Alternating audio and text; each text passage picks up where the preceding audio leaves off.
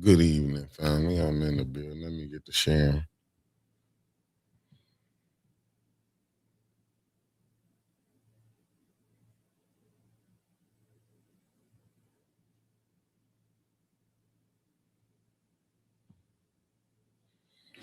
Let's see.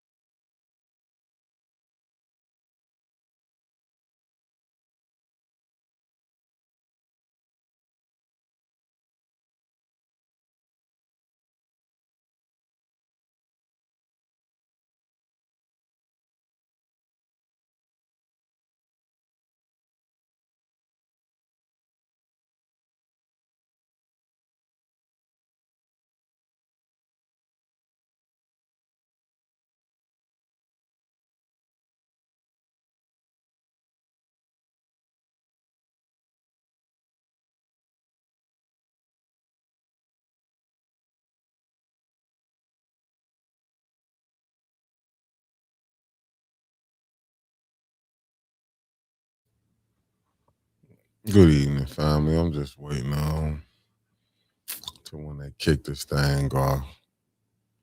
But I want to welcome everybody in. Marcia Tarbert, as you know, she's a mod.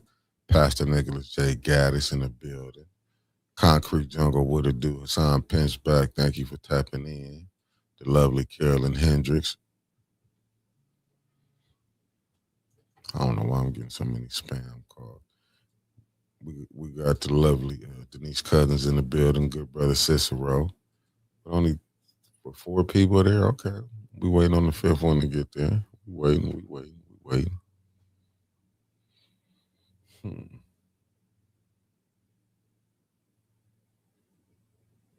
Hey, if y'all want to, you know you can. I have no problem. I I knew what you were saying.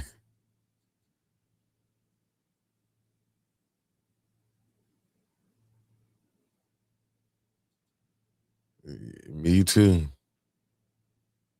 Let me put myself on the side. It'll probably be a little better. We waiting on this thing to pop in. Good. What's up? What's up, good brother Rodney Thomas in the building. The lovely Demetria Brown in the building. We're gonna figure it out, fam. It's all gonna come into play. Okay, oh, Tanya, let me check out and let the people do what they gotta do. 1, 2, 3. Okay, 1, 2, 3, 4. Okay, we got 5. I'm out, fam.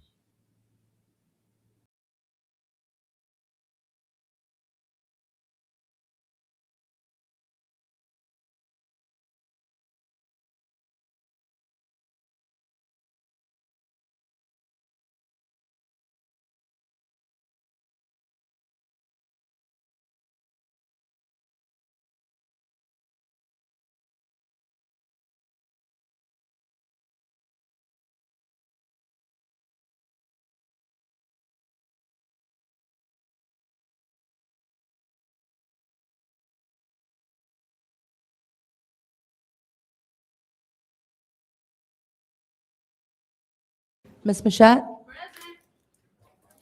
Mr. Pfeiffer's not in. Mr. Jared? Present. We have 5 members. We have 5 members present. Reading a disorderly person city code subsection. Any person that persists in disrupting this meeting will be in violation of Flint City Code Section 31-10. Disorderly conduct, assault and battery, and disorderly persons, and will be subject to arrest for a misdemeanor. Any person who prevents the peaceful and orderly conduct of any meeting will be given 1 warning. If they persist in disrupting the meeting, that individual will be subject to arrest. Violators will be removed from the meetings. Are there any requests for agenda changes or additions? Hearing none, it is now time for public comment. Members of the public who wish to address the city council or its committees must register before the meeting begins. A box will be placed at the entrance to the council chambers for collection of registrations. No additional speakers or slips will be accepted after the meeting begins. Members of the public shall have no more than 3 minutes per speaker during public comment, with only 1 speaking opportunity per speaker. Madam Secretary, who is our first public speaker? First public speaker is R.L. Mitchell.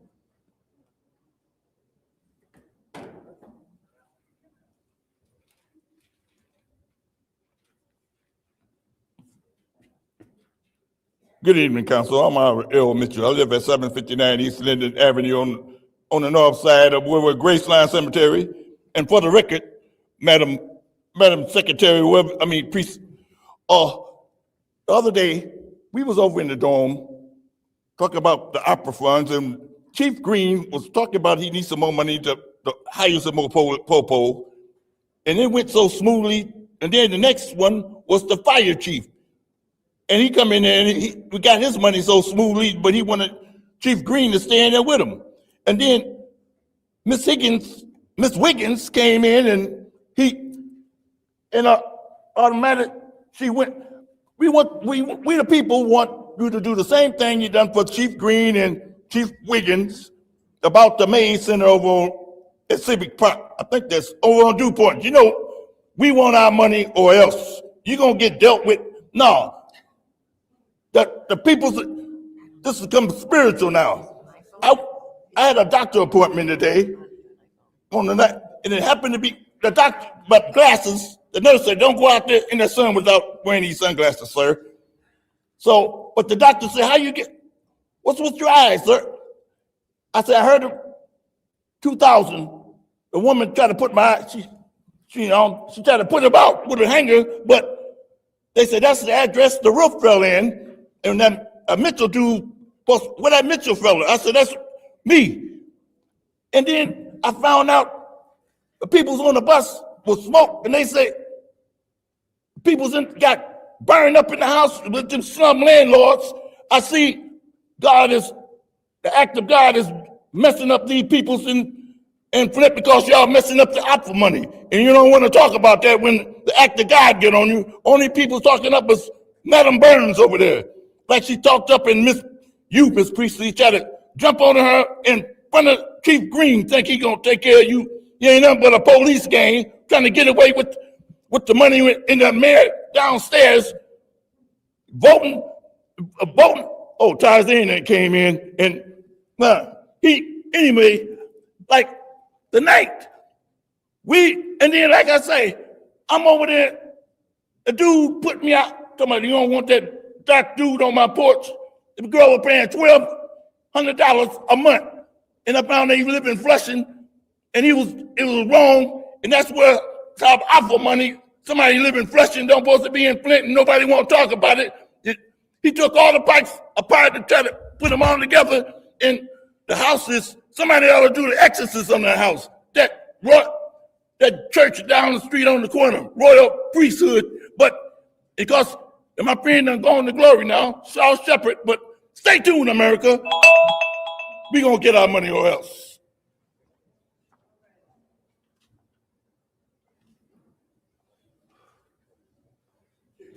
Next public speaker.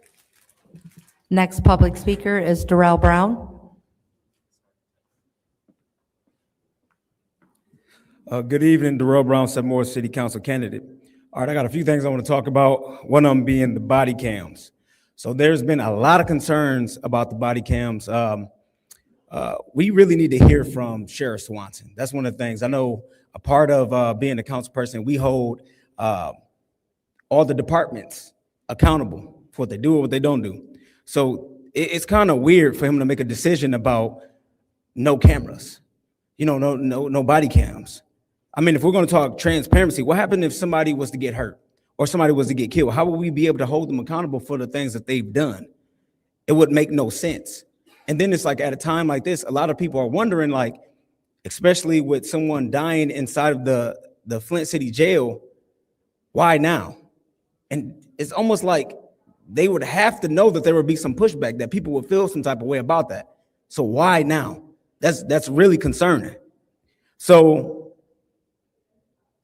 here's another thing, because it's been really, really heavy on a lot of us, is the fire.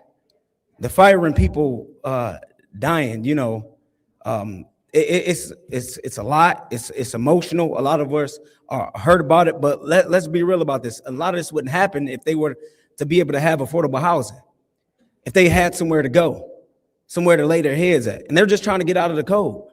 And then there's a fire and people die. Rent is going up.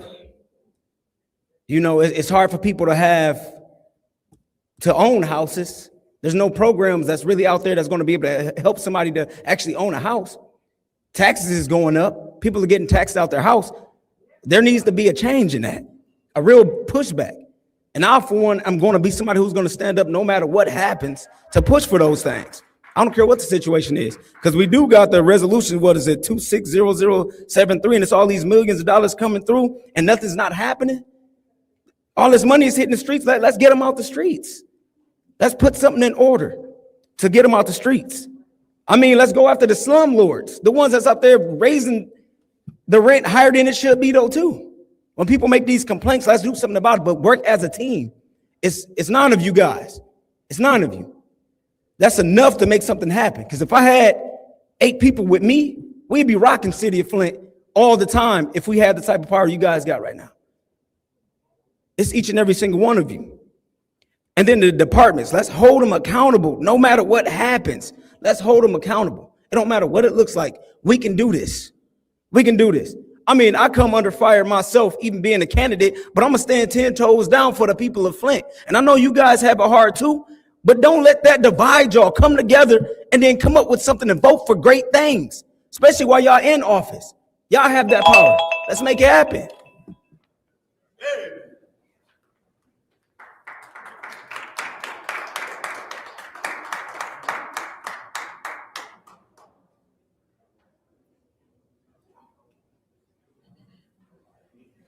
Dr. Brown, what's this happening?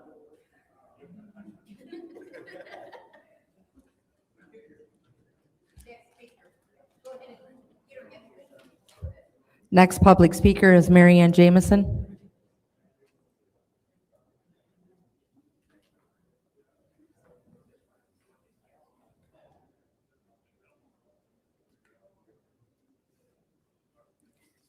Good afternoon.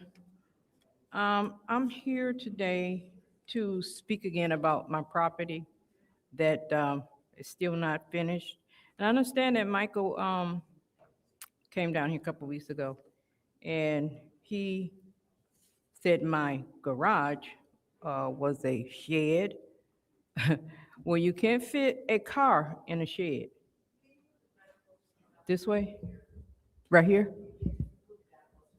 Oh, well, you cannot fit a car in a shed.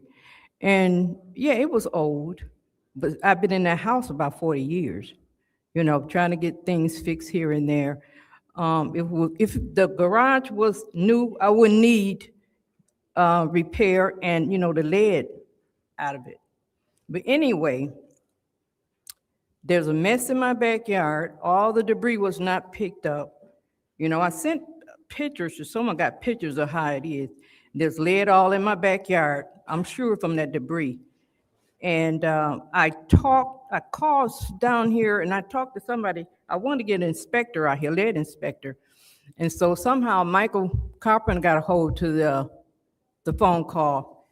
And only thing I wanted at that time was someone to come out and inspect the debris in my backyard, because I have children, grandchildren that wants to come out there and play, you know, and I wanted to know, was it be safe? Or I was gonna get somebody to come and get the debris up, but I wanted to know, would it be safe?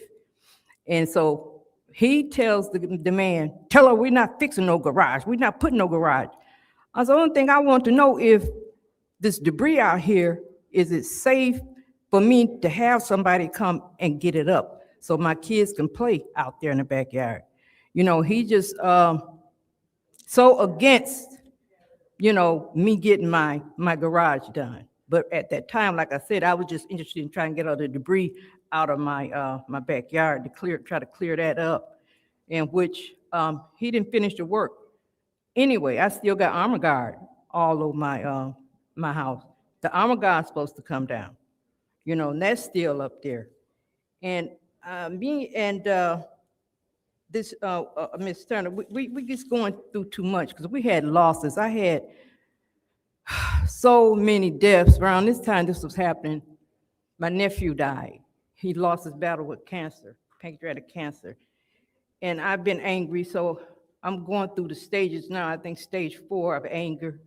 And we don't need this type of stuff going on. We just need our work done in our home. Excuse me. We're just going through too much. Just going through too much. So I would appreciate it, you guys help me. And Mr. Dare, I voted for you, and I stood up for you. Stand up for me. Thank you.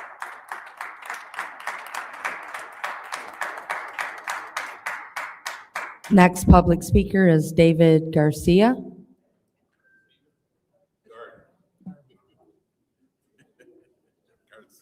I look Mexican.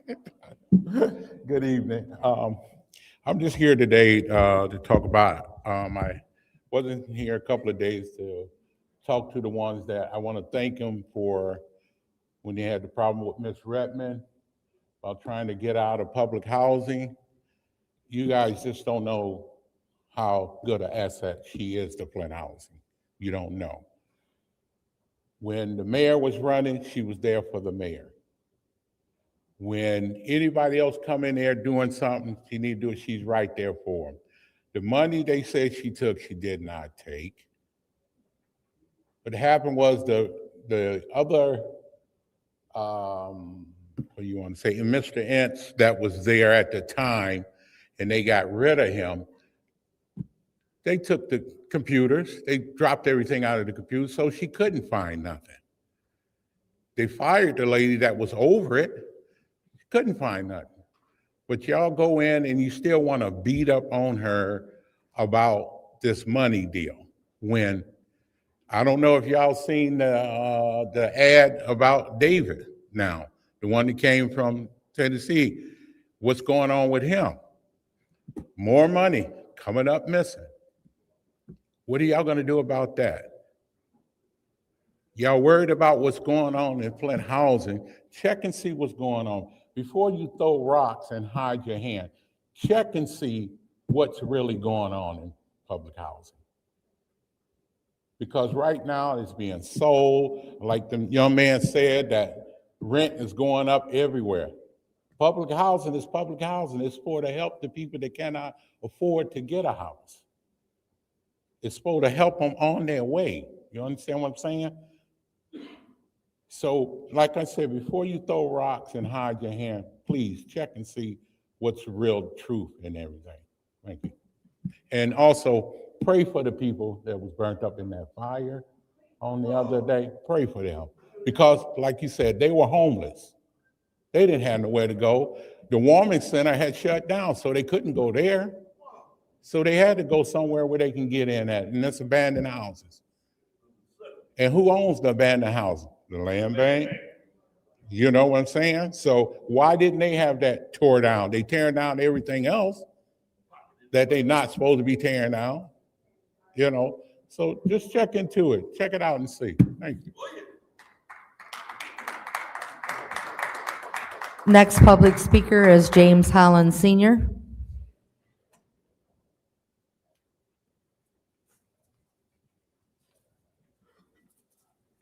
I'd like to say good afternoon to the council. I want to talk to you for just a few minutes about something that I love to do, and that's teaching classes. The director of Mays Center asked my wife and I to teach some classes, which we were very happy to do. I think we've taught a total of 4 classes, and got paid for the very first class we taught last year. And we have taught 3 more classes, and we haven't been compensated for those classes. We have taught craft class. I have taught computer class that deals with how to identify scams, how to safely communicate, and the seniors love it. And so I'm just here to let you know that I've only been compensated for 1 of 4 classes. 1 class ended in January, and we had 2 more classes that ended in March. So I have resubmitted all the paperwork again on all the classes. So I just wanted to bring this to the class, to the council, to let us know that we really enjoy teaching. That's what we love doing. The seniors there, I think, enjoy the classes, but we would definitely like to be compensated for the time that we put in. Thank you very much. Next public speaker is Sarah Houston.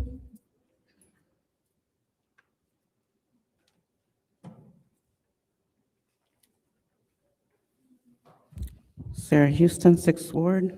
I wanted to address some things that I had heard in our last meeting that I attended. Judy, I would ask that you please call the Office of Disabilities in Detroit. They have an office that's specifically for disabled people and access and things of that nature, and ask them about sign language services provided for council, please, because the information that you're getting is outdated. And so I would like for you to get the updated information, because I do know what I'm talking about.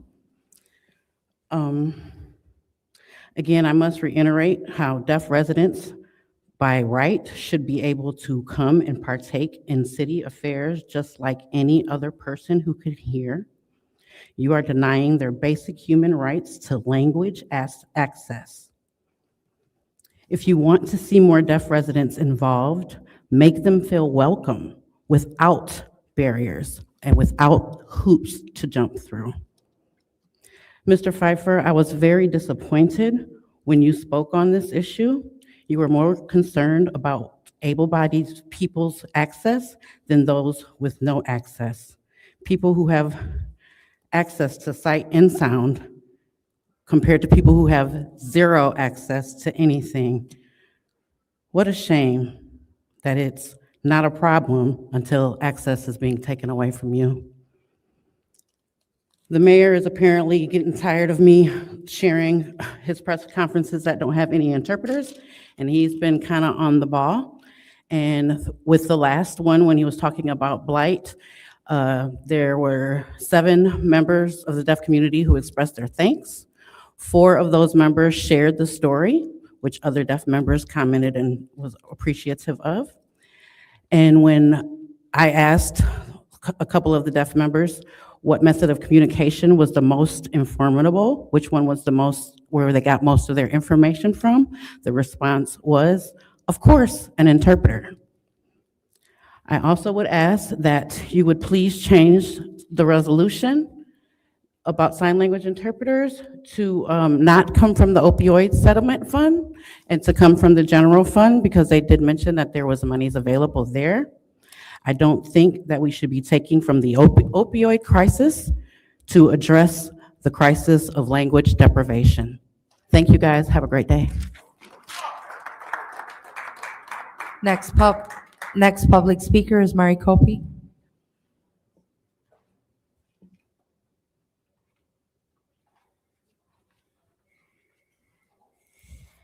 I really wanted to come in today and speak about all the positive things. As we all know, there are some issues that we need to address. First, it's warming up outside, and we are starting to see an increase in crime with the teens and young adults.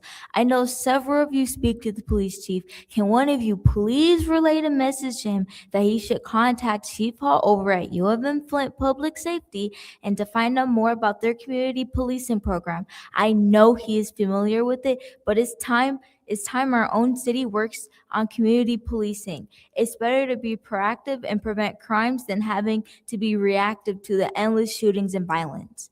Next, back in the fall, when they reduced the capacity at the warming center, many of us warned you that that was a dangerous move that put our most vulnerable in danger. The lack of repos has cost 4 humans their lives. 1 man that froze to death and 2 men and a woman that lost their lives in that tragic fire, including a baby.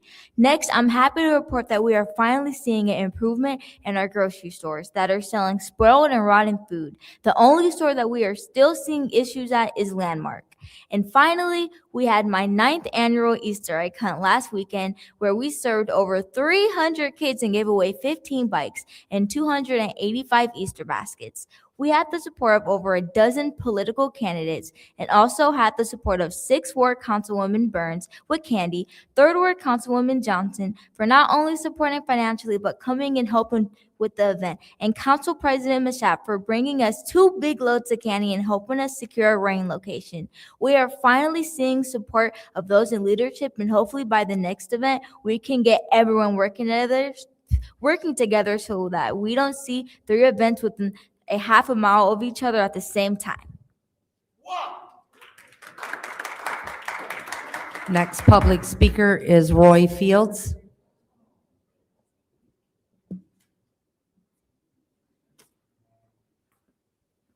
Good evening, everybody. Just here today, I got a couple of issues. I want to know why my water is still brown in my toilet. Just went to use my toilet today. Got 2 residents, one on this side of town and the other one on the north end. Got up to use the bathroom this morning. Flushed my toilet, rusty water, sewage. I let it sit for a minute, came back, addressed it. You can see where the sediments had dropped down to the bottom. We got sewage in our water right now, toilet water right now. So, to add insult to injury, let's get back on that subject. Water rates steady going up. We still can't use our water. We see that. My next question is for, I think his name is Clyde Edwards, Department of Public Works. What is he doing? What is his purpose? How do you have a man that's over this type of construction, waste management, and all these issues that we face with our streets and bridges, and he's not even qualified? He's a psychologist, juvenile psychiatrist, behavior issues. We got construction issues. We got ASRs, alkaline silica reaction issues. We got bridge issues. We got our city is falling apart. They got the wrong people in place for what needs to be done in reference to not allowing our city to fall apart. And it's gonna start with this infrastructure. Y'all just got the wrong people in place. How do we rectify that situation? That's all I got to say. Thank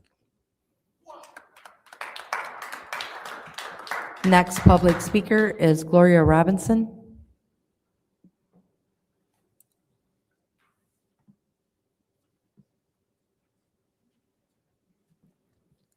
Thank you guys for allowing me to come here to discuss the matter at the Mays Center on 1002 West Home Avenue.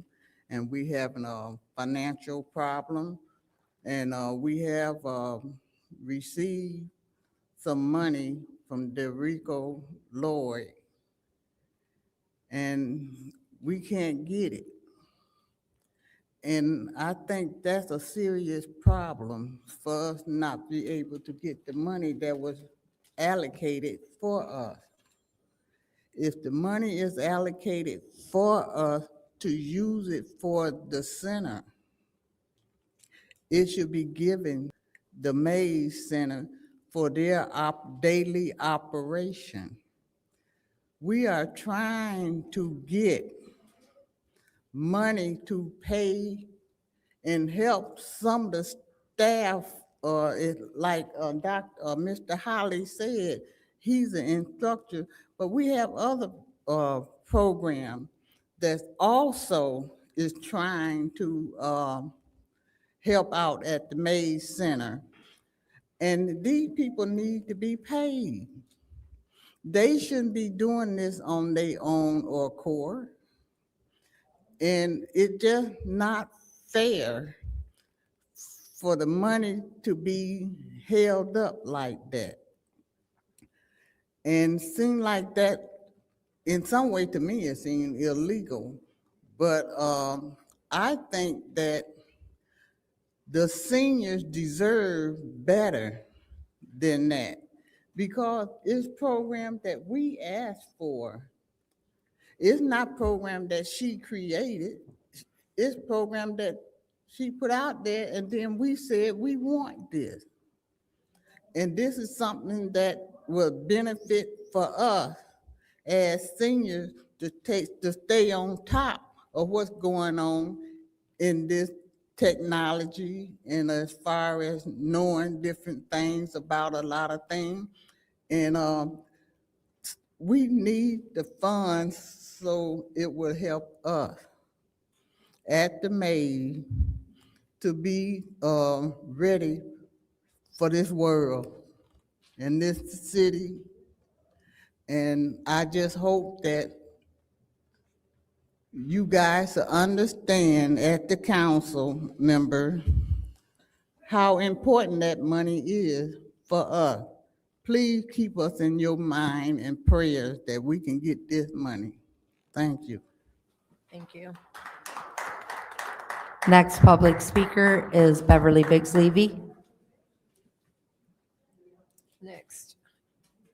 Oh, Beverly.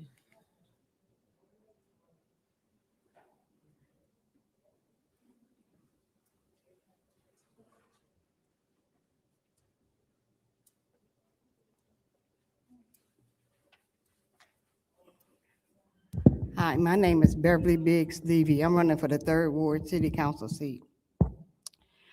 I'm trying to figure out, Judy, how can you be over finance and you still owe $2,700 in campaign finance? You cannot even get on the ballot until it's paid. You guys are, you overfinance. If you can't get your own finance in order, how can you get the city finance in order? We need to wake up and see what's really going on. This is ridiculous. And you're the only one that owes that much money. It was 5,800. You done brought it down a little bit, but you own your house, remember? Pay your bills. We need to get this in order. I'm sorry about the fire for the people that passed away. We're grateful that some got out, but we need to pray for our city. Our city is not strong, and a lot of this stuff don't get put in the paper. It don't get put on the news. A lot of things is going on.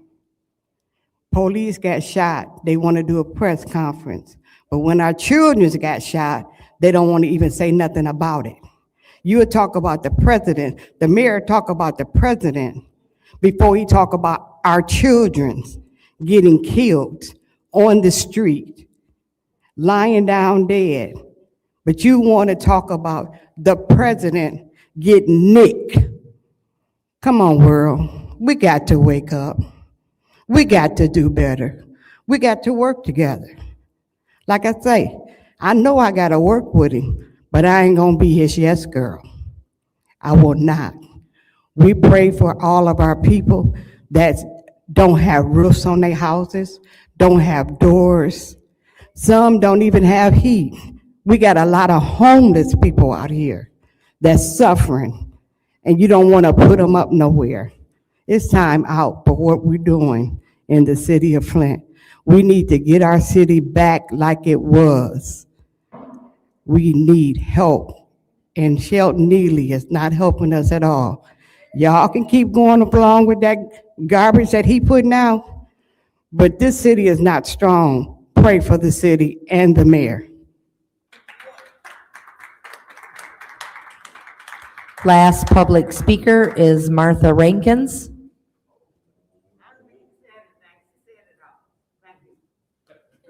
That was our last public speaker. Thank you. It is now time for council response. Council members may respond once to all public speakers, only after all public speakers have spoken. An individual council member's response shall be limited to 2 minutes. Is there anyone who'd like to respond to the public?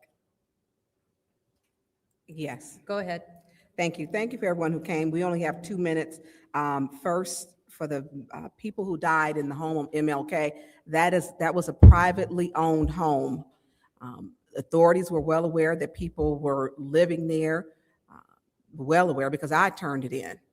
And that's where I first found out that when there were some women who were there who did not have shoes on her feet on Thanksgiving evening, that's what they do to sex traffic girls or women. And so we have to do a better job with our homeless population. We do, because we can't ignore them. And in that night with the Color of Law Coalition women, we went around on Thanksgiving and fed people, and a homeless person or unhoused took us to places that I never would have thought people were living in there. And as we showed up to feed them, they came out. And that house on ML King or Detroit Street, how old you are, had people pouring out of it for food. We gave them food. We gave them socks. Tanya Jones gave them her boots off her feet because the lady had no shoes. We gave them socks, hats, mittens, gloves, sleeping bags. So we have to have a plan for our homeless, and ignoring them does not work because they matter. They count. They're in our community. So we need to pray together for that. And Mr. Fields, you need to contact the sewer department, and I will get you a number. I'm gonna come out and talk to you. I'm gonna come back because we can't do a back and forth, but respectfully, I'm coming to you because you should be heard. And for the seniors, we have asked for a budget. Hopefully this evening, we can have the line item budget so that that can be approved. So there were some missing items that we did not receive. Anyone else? Madam Chair. Go ahead. Yes, I just want to thank the residents for coming to speak today as well. Thank you for expressing your concerns and needs and even sharing some information. My prayers go out to the individuals who lost their life and their family as well. Also, prayers go out to the officer who was shot during that incident. And I also want to thank the residents who came and spoke today in support of the May Senior Citizen Center. It's very important that be addressed in the proper way, and continue to let my colleagues know the importance of having that center up and going and running for the seniors. So thank you. Thank you. Anyone else? Anyone else? Anyone else? Okay, it's now time for our special presentation on the ARPA funds.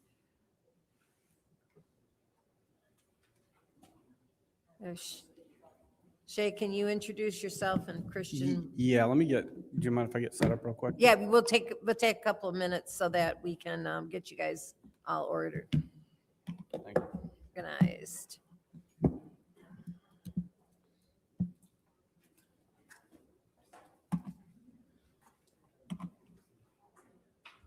While he getting ready, you got Che, who is Budget Grants Administrator.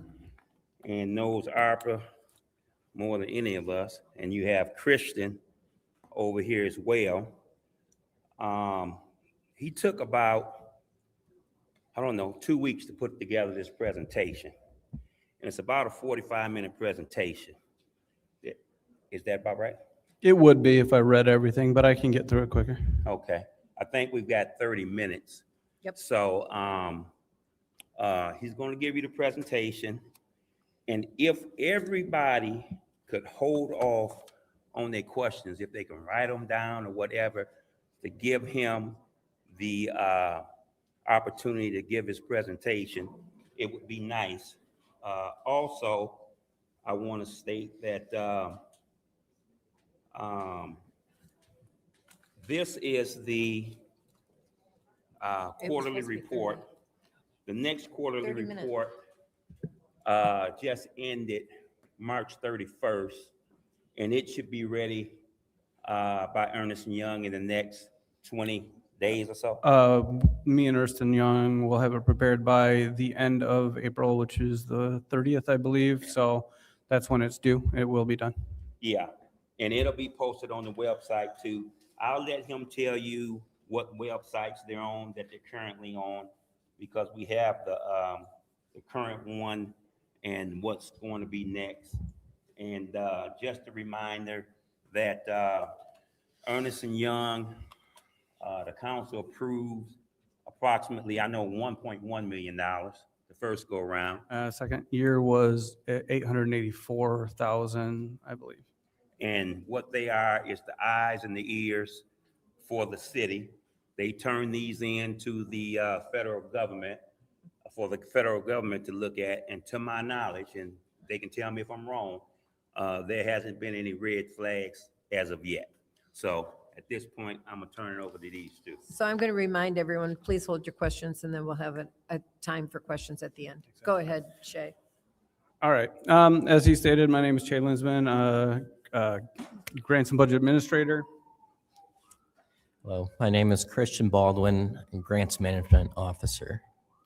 Now, this is a high-level look at ARPA for the financial breakdown for funds, categories, projects. It's also implemented like some of the benefits that all of the ARPA has reaped throughout the city. I'm gonna just high-level those as we go through. Once it works. There we go. Okay, so first our managing partner, Ernst & Young. They went through a procurement process. We chose them through 2 adopted resolutions. We gave them contracts. This goes through that. They help us with implementation and compliance and stuff of that nature. Oh, sorry. We also do the reporting with them, which can be found at this link right here. There's a whole section for ARPA to find all of the financial reports. They've all been on time and compliant. So ARPA, as you know, was given $94,726,664, which you can see the total funding on the left-hand column.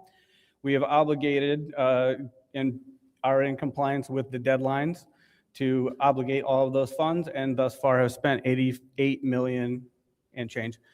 That is inclusive of the transfer of the 101 that we needed to cover revenue loss items and also to be able to possibly get more funds, ARPA funds from the state to hit those deadlines. This is the breakdown between the ARPA fund, which is I will call the 287 fund going forward, the 287, and the general fund, which is the 101 fund, that is the transfer. As you will see, it is 39,953. The resolution was for 4,500 and some change, but that was estimated because the grant year had not ended yet. So that is the actual number. As you will see, of those general fund, we have obligated 26 million and spent the 12,500,000. This general fund portion has no deadline. We would like to obviously spend it as quickly as possible to not keep these funds just lingering out there, and they need to get out in the community. So each section, these come from the allocation plan itself. So neighborhood improvement is the Madam first. Chair, Yes. is there a way we can get a printed copy of this? We can't see this from this font. This presentation will be posted on the website, on the city's website. No, it's 47 pages. Is it 47? It's 47 pages. Yeah. Or no, I'm sorry, I believe it's 51 now. 51, okay. Request for So- information. What's your request? Madam Chair, do you have a copy of this No, I do electronically? not. I saw it this afternoon, though.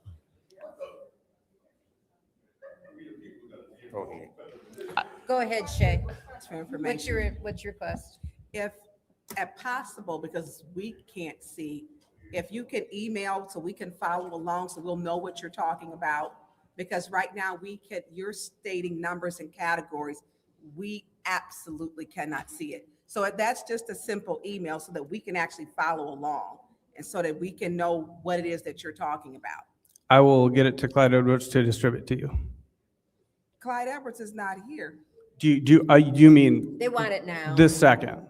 Yeah, if you could send it to Christelle or Gloria, they can, whoever's over there, I can't tell. All right. And then they can email it to us. Yeah, that way we can read it. Yeah, I know. Sir, I do understand, but ARPA has got 240 some projects split between multiple categories, then those multiple subcategories. So it was going to be small.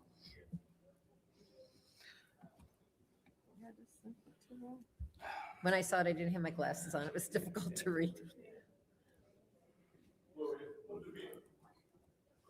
CHR. It's CH. CHR. Christelle.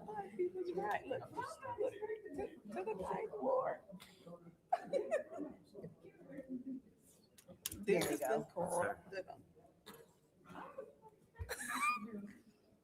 Hallelujah. Dennis been corrupted, Jonathan. You have your laptop over there, right, Christelle? Oh, she's going to her office? Okay. She always has something to say. Just gotta find it real Okay, quick. go ahead. Is the time stopped? Could you stop the time? What time, how much time do you see on your screen? Once I send this, do you want me to continue while she's getting it? All right, well, we're gonna add 5 minutes back onto the time because of all this. I don't know how long it really was, but go ahead and add 5 minutes back. Oh, no. Not the good bishop. That has been sent. Okay, thank you very much. So let's continue with this. Christelle had to go back to her office to get to a computer because she doesn't have a laptop with her, and she will email that to us. Go ahead and continue. Yep, I am just getting back to where I was. Yep, go back to where you Okay, and I apologize for the font, but again, there is a lot of information in ARPA just specifically. So this follows ARPA allocation plan 220464.1, but it also lists the pre-allocation things that existed prior to that allocation plan ever happening. So here you'll see the breakdown between 287 and 101 for each individual subcategory of the categories themselves, with a grand total on the bottom. Now, if you look to the right, the remaining allocation, that's anything left to be obligated, and then that all will be in 101. That is all to be allocated out of 101. Everything that exists from ARPA left to be obligated is 101. Now, these are the slides I'm gonna kind of whip through because they are the things the benefits that have been reaped from ARPA. So we've done demolition. And in the demolition, just for everybody to know, this has been citywide. It touched every ward that we own. So I just want to let that know. I'll interject in some of these slides. You got it. We've done residential water credits, which was that we had, I believe, 8.6 million available for a 300 person or 300 per household. We had neighborhood cleanup with a bunch of entities that helped us out in that process. Alternative uses for vacant lots to beautify and use lots that are not being used. We have homeowner education and foreclosure prevention. We have home repair and modification for disabilities. We have home repair lead remediation. We have other home repair working with various community organizations. We have the City of Flint roof repair program. And this roof repair program touched pretty much every ward as well. I can't remember how many people it was, but I want to say it was somewhere around 75 to 80 people. So. We also have the home plumbing program. We have community development gap financing, which again works with a bunch of local community organizations. We have done many park improvements, community center improvements, senior center improvements. Moving on to economic development, we have, as you see, it's very similar to the prior section. We have sections for the 101, the 287, for all of the things that were in the allocation plan, all the subcategories. And the grand total at the bottom, and anything remaining to be obligated. And this includes things like the Buick City redevelopment, reactivation of Oak Business Center, youth job training programs, and other economic development programs that we work with other entities in the city. And then on to public safety. We did have pre-allocation plan public police and fire hiring bonuses. Those are still being used as people, get hired or have to refund us if they quit or whatever, so that it's kind of a flexible number until the end. Again, with the sections 101 and 287. Again, these are the police and fire hiring bonuses that the public safety received. We bought 15 police detective bureau vehicles. We did we have police and fire training. We have a witness protection program. We had 2.8 million in street lighting that covered 3,000 upgrades to street lights to LEDs. We have the PAL program to help our kids have something to do after school, to keep them off the streets doing something positive. We have other public safety program like purchase of cameras, video monitors, purchase of installations of speed humps, things to keep the safety within the community. The next category would belong to public health and youth development. Originally, before the allocation plan, we gave some food access and security money to the United Way. And then again, breaking down the subcategories, we have between the 101 and 287. And this includes things like increased food access, working with a bunch of local community outreach. We have mental health referrals, again, helping suicide prevention, lowering those rates, addressing workforce shortages, and again, working with a lot of community organizations. We are addressing homelessness within this. Again, working with other entities within the city.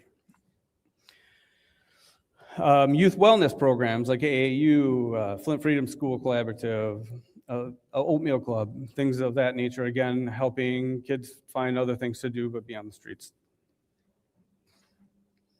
Healthcare access and equity research, again, working with a lot of community organization, and we have the RX Kids Initiative, which is, I believe, in combination with MSU. Infrastructure. This is the Miller Road lead line replacement, water main replacement. That was a major project over on Miller Road that consisted of paving, water mains, the whole work. So. Yep, and that one, most of that was a pre-allocation plan, so that was done before the allocation plan. We have a big section here, revenue replacement, which kind of grabbed a lot of other various programs, including a major section for maintaining city services. As you will see, that is a very large section. And that was for deficit, if we had it, but also maintaining city service and whatever other programs we may need going forward. It was undefined. It was kind of undefined in the resolution plan, but that's what it was intended for. All of these other programs were already in the allocation plan. They are also broken down between 101 and 287. So you'll know what was where. Again, the big remaining allocation, the remaining obligation to be done here is from the maintaining city services line. And this is revenue replacement continued because, as I said, this is a big section. This includes like city-owned trees, and there's where you find your department vehicles, Detective Bureau vehicles. So.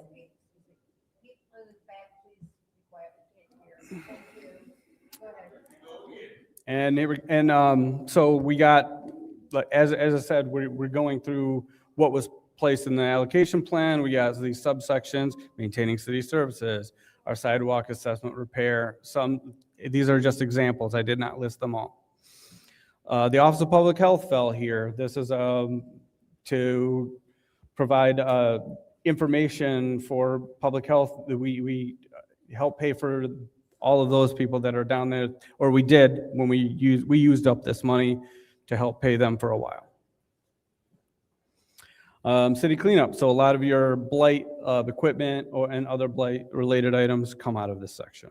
And that pretty much touches every ward as well. I know Arnold Brown and his crew in Blight, they get calls all day long and they all over the place doing cleanups every week. And as should the fire department equipment, that should touch every ward as well. Upgrading fire department equipment. This is where that section came. And then we had your strategic investment and ward priorities. So that was doled out by you all. We have cold case here. So this is another, would be public safety, but it got placed in this section. This is to help clear out some cold case items. And then there's a big section here of removal of city-owned trees, which helps every ward. And then I did combine the last three sections here because they were rather small. There is one thing on contingency, it's for future reserves. So the split between 101 and 287 here. And then the pre-allocation plan for premium pay is there.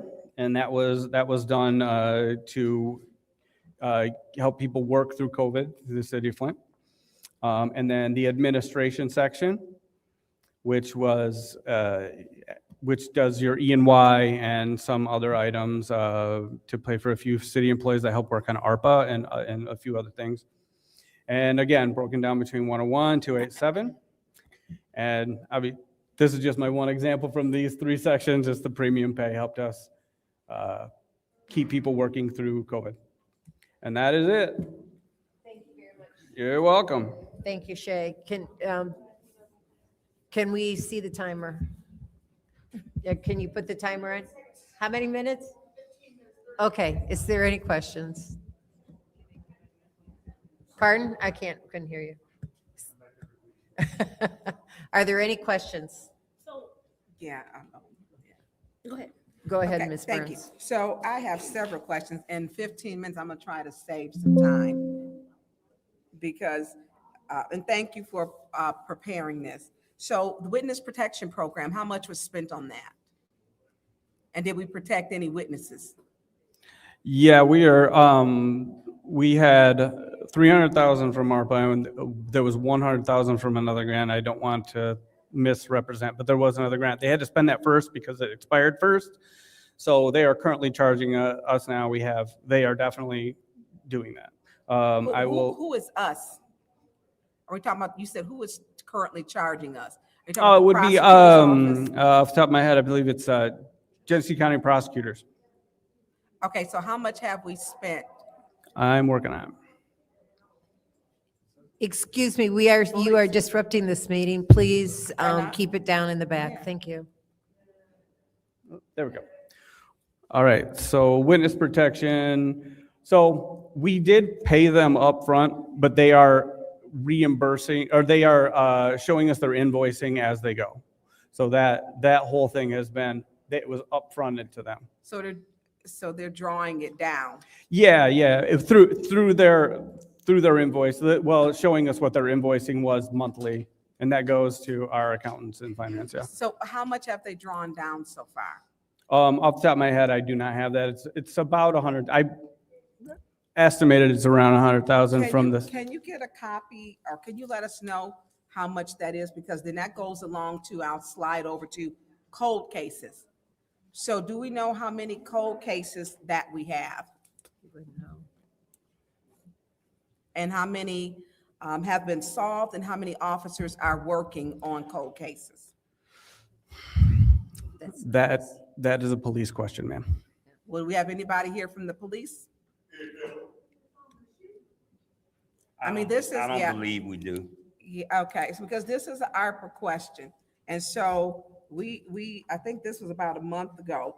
And we have limited time and these are very real questions, because we know that when these people are left out here, they offend again. They do. And so that is a question that we need to have answered. Also, so all the funds now are into general fund, and it's just being tracked. So we don't have technically ARPA funds. That 40 million was placed into general fund as revenue replacement. That 40 million, yes. We do still have ARPA funds because we have to spend whatever that last bit down by the end of this year. And we are actively working with those organizations to make sure we're getting that spent down. What's the last bit to work down? As of the fourth quarter reporting, it's approximately 6 million. I'm going to get there. So the difference here, it's the same one. It's the same number. 6.5. About 6.5 million from 12/31/2025. And how much has been allocated? How much has been allocated and not spent of the 40 million? We allocated 26, and we've spent 12.5. So Okay, so we allocated 26, we 13 spent and a half. 12.5. yeah. And so what are organizations are outstanding that this is or projects to be paid to? That is not something I can answer at the, You can't answer this I at cannot, this I time? can't answer that standing right here. Okay, can you get that to us? Because we've asked for that before, please. Because and they've come in, any and all, which organizations were allocated to, which ones we have already expended or paid for. Now, my other question is too, we have the Mays Center here because we need to be transparent. We did ask for a breakdown of what their budget is, and a portion of their budget was for ARPA. ARPA cannot, according to the resolution as it is sent, I believe it was set for 2 directors at 85,000. Well, one, we only have one at the Mason. The other one, I believe, was going to be at the McKinley Center. Is that correct? And those were with ARPA funds. Am I correct? They're not, but it's a community center. I am not, I'm sorry, ma'am, I am not a program manager. I work on the budgets. Okay, then who can answer this question? Because they get ARPA, that's out of ARPA though. Because there's ARPA funds that are coming out of that. And so who can answer the ARPA? And that was the reason why we did put this off so that we could have questions answered that we've been asking since ARPA was basically in existence. So can anybody answer the budget? Because we're paying for ARPA funds out to fund the center. And we know that the 54,000 from the county, the Genesee County millage is not enough to pay for salaries, fringe benefits, and programming. That's just not enough. And so we need to make sure, because we know that it would be against public policy for ARPA funds to pay for staffs to run the senior center based on the prohibition of federal funds being used to supplement what should be paid for with general funds as a standard city cost of operating. The posted ARPA resolution that we do have, which is currently the one that we've been discussing, only funded temporary administrative positions, which were meant to ensure proper and timely expenditure of ARPA funds, plus covered time and some existing staff that would be crucial to proper timely expenditure for ARPA funds. The community liaison was purposely not a director. It was a temporary lower paid position meant to ensure all ARPA funds allocated and community investment centers actually got spent. So we need to make sure we're doing things. That's going to be a red flag because that was not done properly. Now, So I believe the money you're talking about is 101 funds. After that was transferred, it's now general fund. So we're spending, they're not ARPA, they're not beholden to federal guidelines for ARPA anymore. On our resolution, it states ARPA, and here's the game that's been being played. It's ARPA, it's not ARPA, it's general funds, but it is ARPA. I apologize for this being confusing, but it has been confusing from the beginning, and there are many stages that this has went through, from pre-allocation to allocation to move to general fund. Yeah, I know. So I'm just trying to explain to you that, like, we're above board here. We're doing everything the proper way. I'm telling you what. And I'm just telling you that. No, you're not gonna tell me. Well, I'm sorry. I'm just using the same word you used at me. I'm telling you that 101 has different rules. Excuse me, both of you. I need you to be. Okay, I'm asking so you a question. I'm asking both of you to be to order, and I understand the tensions are a little high right now on this question. The fact is that anything that was sent to general funds no longer follows the ARPA rules and guidelines as set forth by the Department of Treasury. Go ahead. Thank you, and thank you, sir. So Shay, you were rude. And so I'm saying, So are you. no, I'm not talking to you. And so you need to get your attitude together, because I'm saying to you, for the Department of Treasury. Thank you for your time. We've done our presentation. I'm saying for the Department of Treasury. See, this is y'all do this all the time. You don't have the answers, and the Department of Treasury. You don't have to give us the answers, because we can contact the DOJ. Ms. Burns, you are out of order. Get the answers. Ms. Burns, you are out of order, Yeah, please. you keep protecting them. I am, Councilwoman Lewis been asking since February 4th and 8th for the same answers. You are allowing them to not answer. I am going to close this special order out, the special presentation, and I object to. okay, there's an objection to closing out the special presentation, so we'll need to take that to a vote.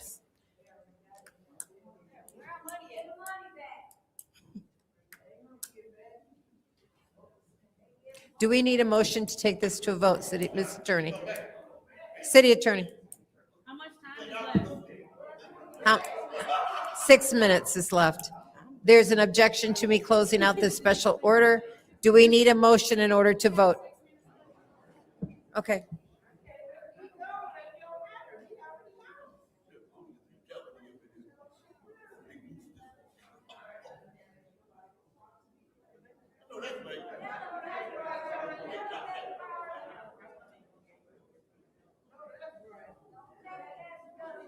Go on. Madam Chair. So, through you to Mr. Moore, Madam Chair.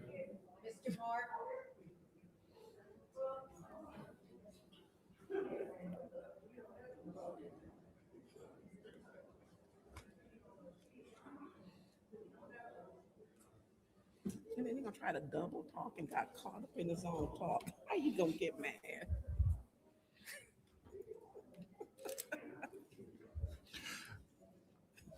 Mr. Moore, are you familiar with the presentation that we just received? Somewhat. Yes. So, we have like it says, if you can see this, because we don't have the presentation anymore, funding, and then it says obligations. Yes. So is obligations the same as allocation? That's correct. So, on the general fund slide,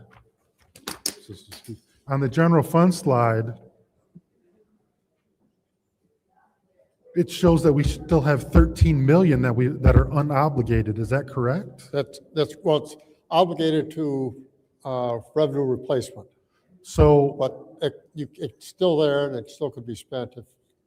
But I thought that we only had 2 million left in the ARPA funds. So how do we have 13 million left? It's because it's been allocated to. Madam Chair, can you pause? Yes. Mr. Taylor, you are encouraging disruption to this meeting, and I'm about ready to issue warnings. So if it's your fault, I'm going to ask you to please keep it down in the back so that we can continue to conduct business, because I will issue a warning the next time I have to stop. Thank you. Go ahead. Thank you. So do we have 13 million or 2 million? It depends on how you classify it as allocated. The way it was classified under the ARPA rules, it was allocated as a revenue replacement. Okay. But if you're asking has the money been spent, once it's moved to the general fund, it's still there and it still can be spent. So we have 14 million, we don't have 2 million left. You have the, yes, that's correct. They have they have the 12 million. The 12 million has not been spent. I'm sorry? If you're looking at this, I don't have a color graph like you do, right? So we have 39 million that we've put in there, right? In the general, we have 39 million and we've allocated 26, so we have 13 and some change, correct? Correct. Okay, because the last few meetings ago, they were saying we have 2 million left. The 2 million, it would be the stuff that was in the contingency. It wasn't it doesn't include the revenue replacement dollars. Okay. I'm still lost. I think that there's shenanigans going on how much money we have left. Is there a plan to reallocate or spend the money in the original ARPA? Because we're running down to the wire, and I know that we have lots of categories that we have remaining dollars that haven't been spent. That the money that has not been allocated is all in the general fund. There is no federal deadline to spend that. I understand, I'm talking about the original ARPA dollars, The original ARPA dollars, there's still dollars that need to the be spent. 54 million. Right. And the administration is working very hard to make sure that everybody that has a contract with us to spend it, spends it before the end of the year. The previous gentleman before about the witness relocations, about we prepaid and then now they're showing us invoices, but that money has to be spent. It can't That's sit right. in their coffers, right? You're right, that's correct. So are we going, if they don't have a plan to spend that or the expenses to spend that, are they going to give it back to us with They'll enough have- time to on the reallocate? contract, they would have to give it back to us, and that would have to be returned if it's not spent. So are they going to give it back to us with enough time to reallocate it to try to spend it? Trying to respend things are very difficult under the ARPA rules. You have to spend it for essentially the same type of service. So we're going to be giving money back to the federal government? I think witness protection, if the county doesn't use it, that would probably be sent back. I don't think we have any other contract with anybody that would meet the criteria for that. Okay. So the cold case and the witness relocation, we're probably going to end up giving some money back. If they don't spend it, like I said, we've been working with all the different agencies to make sure that they make spending the ARPA dollars a priority. Okay. Madam Chair, I'm going to make a motion to add 10 more minutes. Support. There's a motion on the floor to add 10 more minutes to this discussion item. It's already been supported by the motion was made by the councilman in the 8th ward, supported by the councilwoman in the 6th ward. Roll call, Madam Clerk. Mr. Al-Alami? Excuse me, Secretary. Dr. Lewis is not in. No, she's there. I'm I'm here. And yes. Sorry, Dr. Lewis. Ms. Johnson? Ms. Priestley? Yes. Ms. Winfrey Carter is not in. Ms. Burns? Yes. Ms. Mashat? Mr. Pfeiffer? Mr. Jared? Yes. 8 yeses. Okay, the vote is 8 yes, 0 no. Go ahead. 10 minutes. That was right, correct? So add 10 more minutes to that, so it'd be 15:53, is that right? No. Oh, no, we were out, sorry, we were out of time. Duh. Okay. Is there anyone else? Madam Chair. Go ahead. Thank you. Through you to Mr. Moore. So Mr. Moore, with regard to the to the 54 million that was allocated and fall under the ARPA ruling. Right. And that has yet to be spent.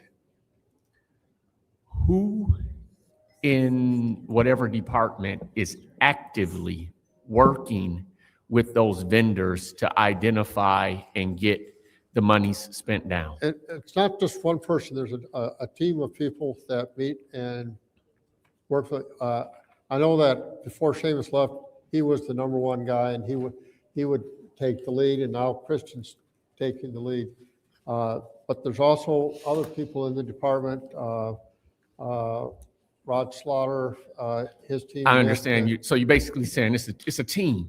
It is a team. Okay, Yes. so this would be my request.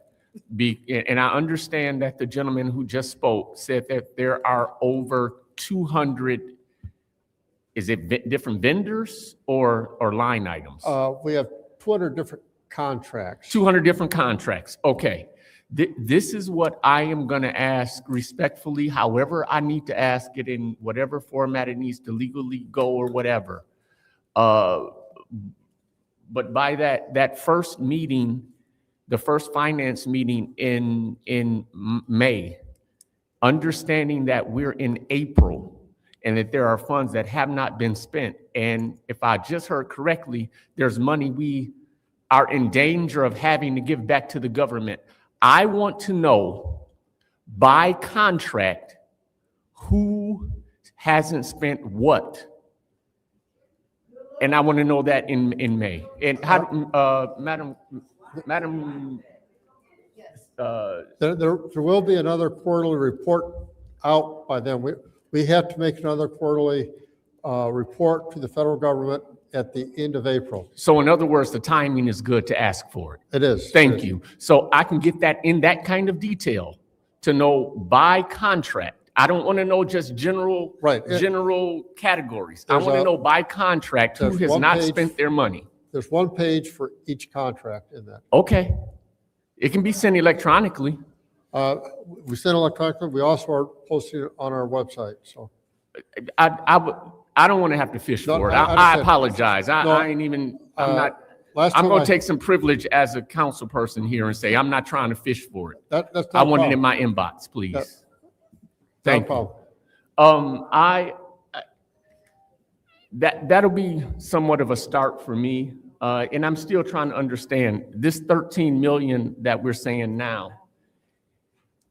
Is that 13 million that we actually have to work with, or are we going to say that's been obligated? There's a lot of semantics going on with that. And that's why I'm trying to clear it up. I just want to know, what do we have to work with? The question which I ask myself is how much money is in the bank that we can spend? That's what I'm asking too. And if you look at that, we have the $12.5 billion that we can spend in whatever fashion we want. We have 12.5 that we can spend. That's as of December 31. We've spent some of the money obviously since then, but there was 12.5 as of December 31st. And about how, and we'll know that number. No, we won't know that number in the April because we don't have to report that number. Well, So when can you give us a number as of? We have to have the report submitted by the end of April. Yeah, but this money this does not have to be reported on to the government. That's correct. That number, those dollars we can report at the end of the month. So that's what I'm saying. When can you tell us how much we have, as you said, to work with? The portion that you really needed to ask was Jay. He's the expert on all this. But okay, so can you talk to him to get us a number of what we have to work with? Okay, yep. Thank you. I yield. Thank you. Anyone else? Madam Go Chair. ahead. Thank you. Question. I know I came in a little late. Did we, yep, I'm here. I'm gonna ask one more time, because I can't tell who it was. I can't tell that it was from the back. I know it was on this side, but please be respectful of us conducting business. Thank you. Go ahead. Okay, thank you. So just want to go back to the series of questions that I asked. I saw that on my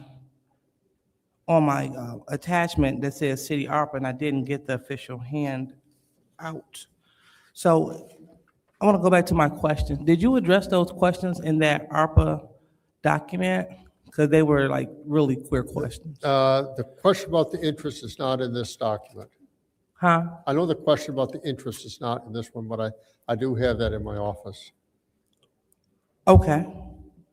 So what about breaking down the spending of the ARPA since we put it into the special ARPA category within the general fund starting in January 2025? Were you able to start there? Yes, yeah. Oh, okay. Actually, I went back to the beginning of time for that. So I didn't hear you. I went back to the beginning when we first received the ARPA dollars. Okay. All right. And I know that I also asked 3 additional questions as well. So I'm just asking, did you address those in there? Because I don't want to waste time. I did not prepare this, so I don't think your questions are addressed here, but I do have the answers to your questions in my office. Okay, so I appreciate that, Mr. Moore. So my question is, knowing that I did ask since February the 4th, why haven't, and you have it in your office, why haven't you brought it to the council meeting?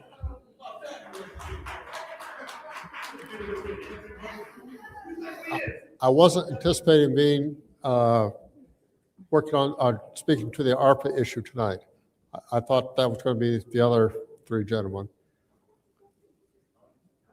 Okay, because I know that I put the question out to Seamus, who's no longer with us, Yeah. to you, and also to the finance chair. So the only person to respond, because the finance chair isn't responding, is you. Right. So, and I asked last meeting, and the meeting before that, and the meeting before that, if we could have those answers. So is it possible for us to get those answers? Yes. Okay, so I asked in February, and it's now April. So I'll be looking forward to seeing it or hearing it on the record during our next committee meeting in April. Is that fair? Okay. Yeah. Oh, okay, thank you. Thank you, Madam Chair. Madam Chair, Go ahead. quick question, because we did not get our, hi, Mr. Moore. Actually, Ms. Burns, I check and see if anybody else wants to have a turn? Yeah, I just want to I want to put a motion on the floor to have Mayor Neely come answer these questions since his staff doesn't want to. So there's a motion on the floor to have Mayor Neely come answer the questions. There's a motion on the floor to ask Mayor Neely to come We've asked them nicely. to the before the committee, To the subpoena council, him. excuse To me. subpoena him.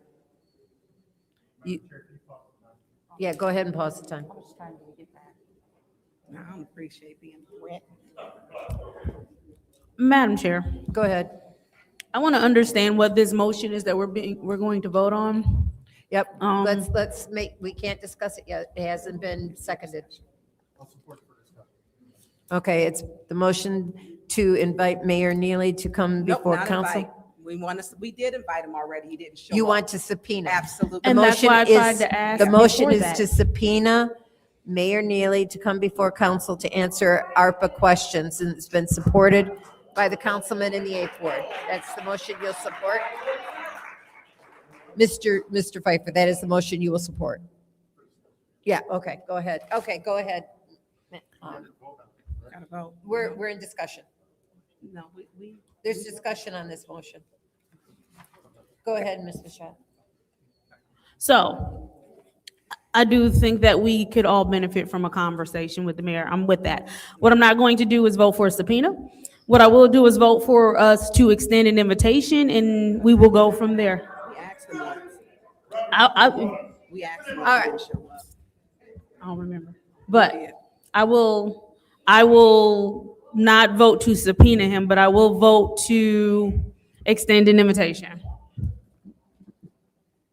Thank you. Is there anyone else? Madam Chair. Go ahead.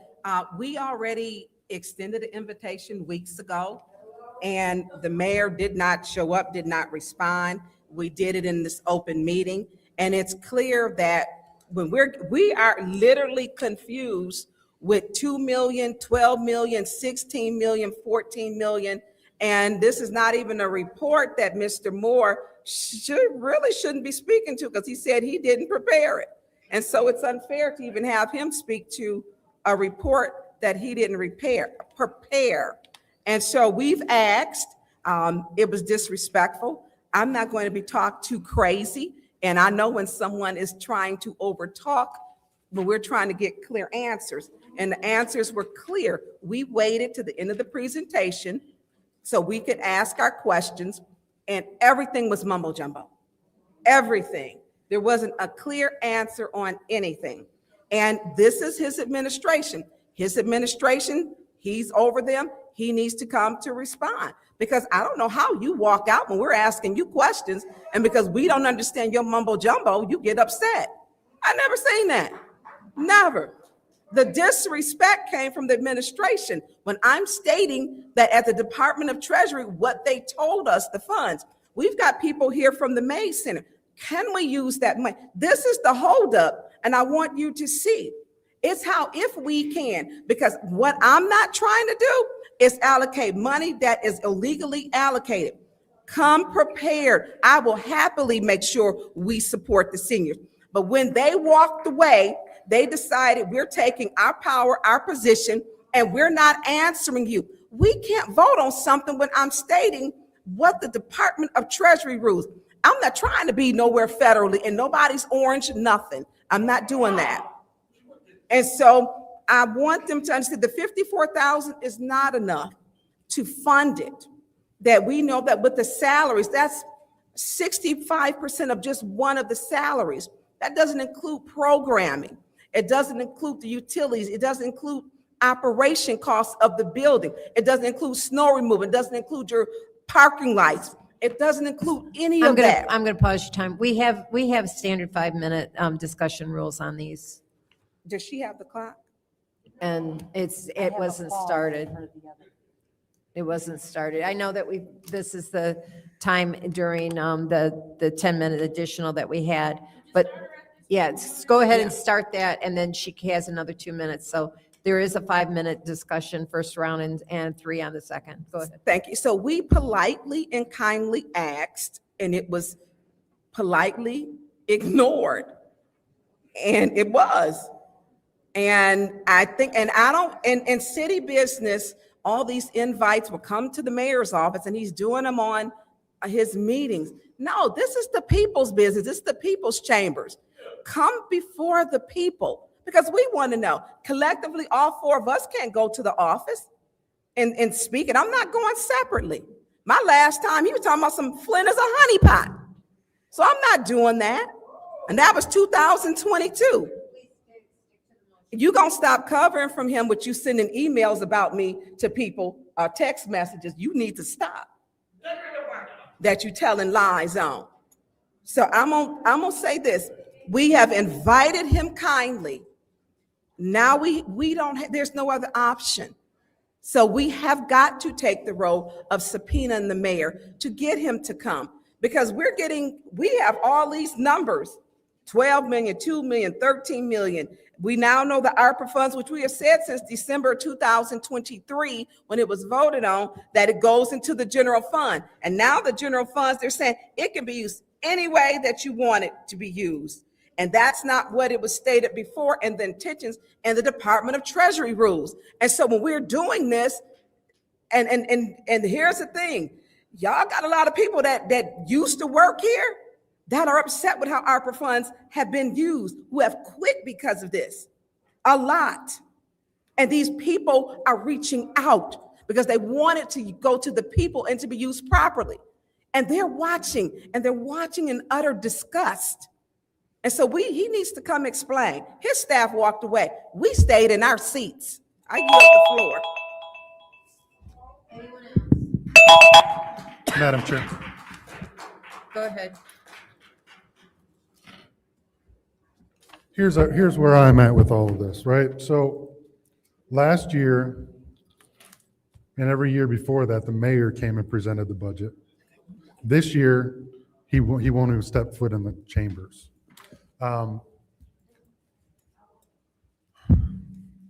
We've been asking ARPA questions for, the detailed ARPA questions on how much we have left or whatever else for over a year.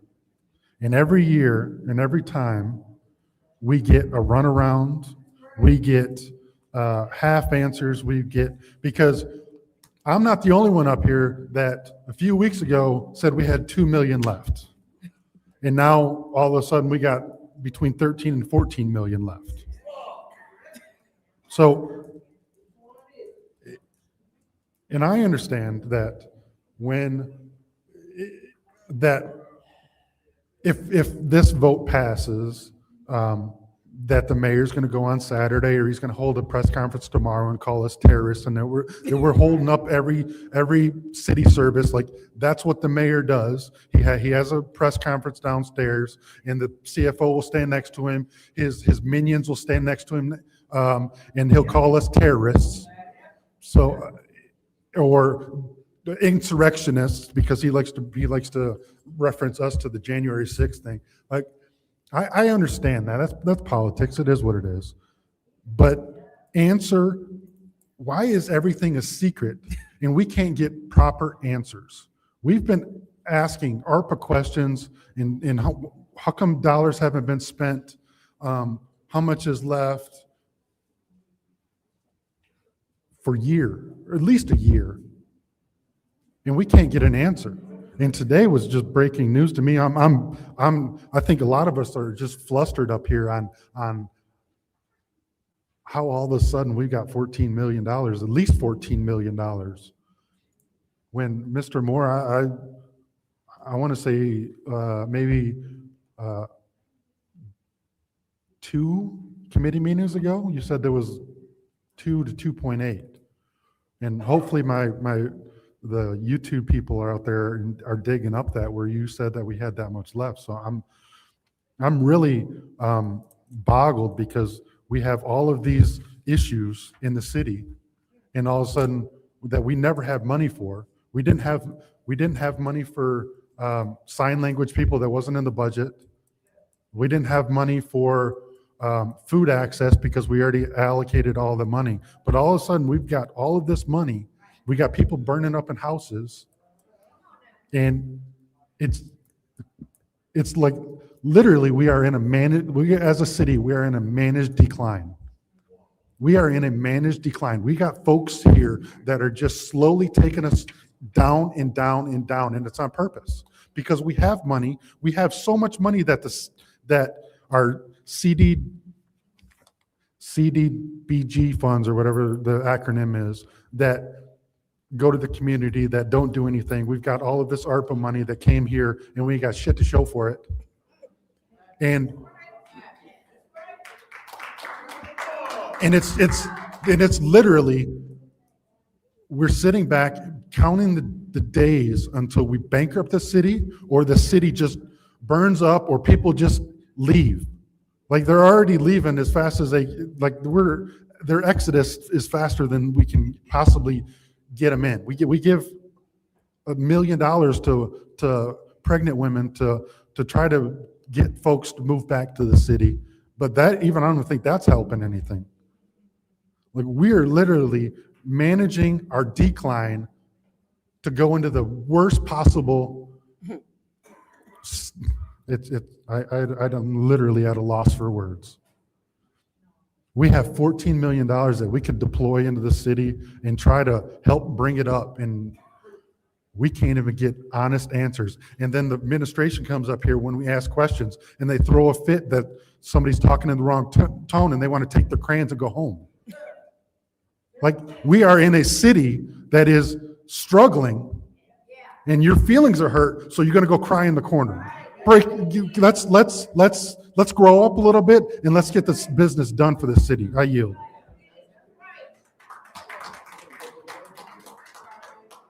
Anyone else? Anyone else in the first round?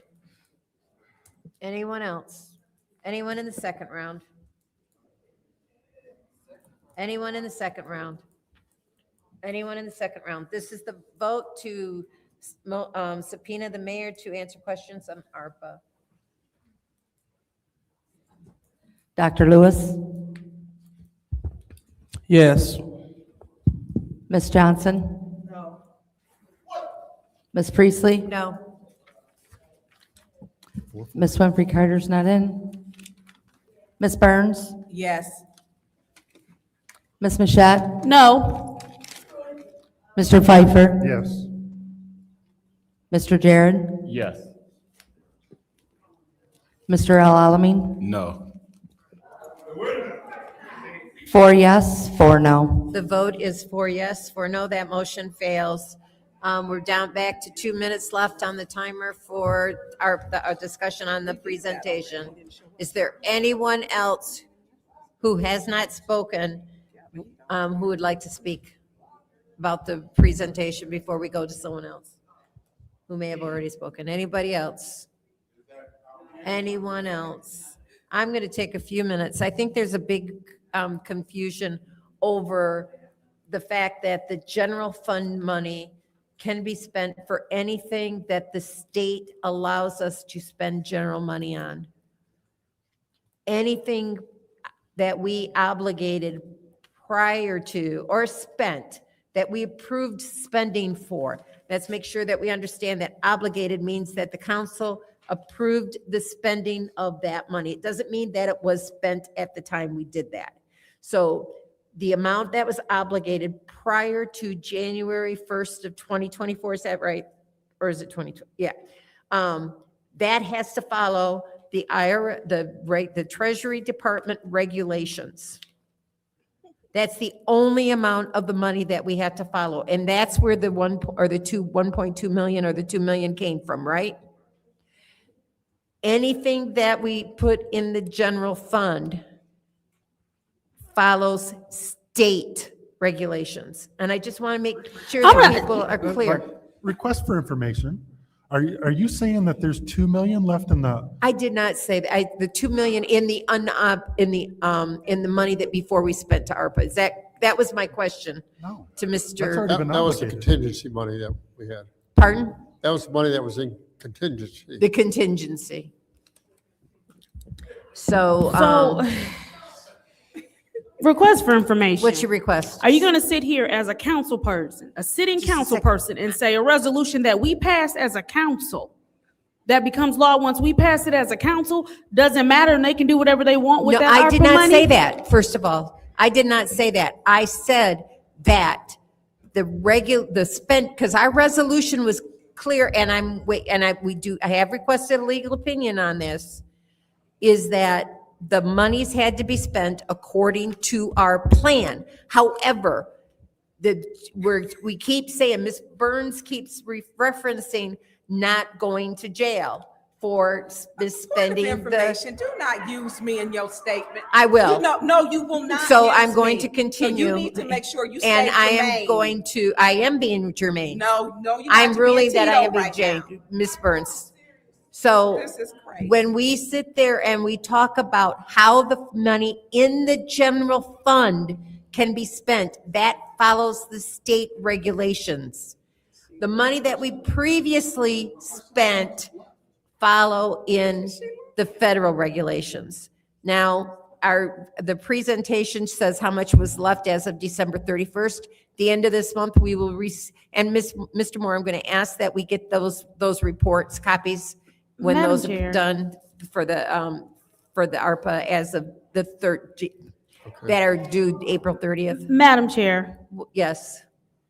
request for information, because you're saying, what exactly did you get a legal opinion for then? I asked for legal opinion on our resolution on what they can and cannot do.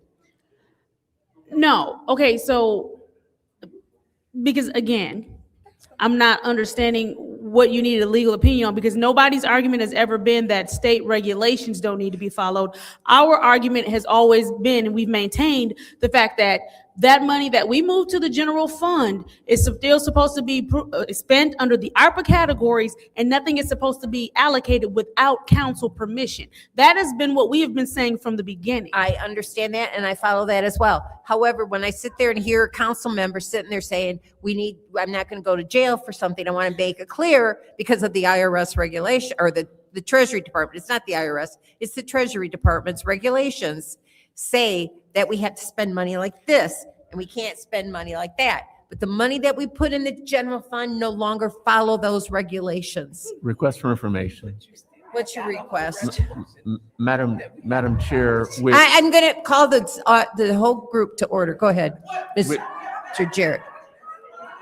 with this, the statement that was just made and the clarity that you provided in the difference and distinction between the money that was allocated pre-January 24 and which was transferred to the general fund. Right. What number will be provided from their reporting to the federal government are you expecting to receive? I would defer to Mr. Well, no, but you said you were waiting to get the report from April. We're talking about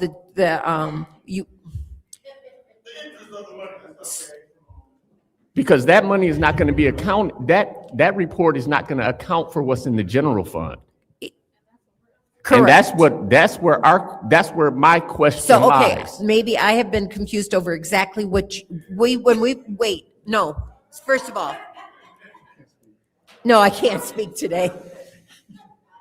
So I'm hearing confusion over the ARPA money and over the general fund money. If we want, we have been promised a listing of general fund expenditures, correct? Correct. And we will get them as of March 31st. That's correct. And when will we get those? It has to be submitted to the feds by the end of April. Okay, so let's say the first week of May, we're gonna get that. Request for information. That's our time. What's your Request for request? information. I'd like to put a motion on the floor for 15 more minutes. Support. There's a motion on the floor by the councilwoman in the 8th ward, supported by the councilwoman in the 6th ward to add 15 more minutes to this discussion item. But request for information was before that. Yes, so I what think- is your request? So the general fund money doesn't get reported. No, they're gonna provide that I with. understand that, but why do we have to wait? He just said that they're not going to do it until they do a report for it to send to the federal government. So I'm like, why can't we just get a running list of it now that the general fund doesn't get reported? I understand the $54 million in those dollars. Mr. Moore, can you address that, please? The way we track it internally is we have a master spreadsheet where We're on a point we of- track Please request, all yeah. the Request for information. expenditures, all the contracts, both the ARPA dollars, the 287, and the 101, the general fund dollars, and they're all on the same report, and then they're all done at the same time. So at the end of April, we will have a report listing how every dollar was spent for the last quarter. So it was obligated and we're gonna report that it's Right. spent. Okay, now we have a motion on the floor to add 15 minutes to this discussion. And it's been supported by the councilwoman it was made by Councilwoman in the 7th ward, supported by the councilwoman in the 6th ward. This is the vote to add 15 more minutes. Ms. Johnson? Ms. Priestley? Yes. Ms. Winfrey Carter is absent. Ms. Burns? Yes. Ms. Mashat? Yes. Mr. Pfeiffer? Mr. Jared? Yes. Mr. Alamin? Dr. Lewis? Yes. We have 8 yes, 0 no.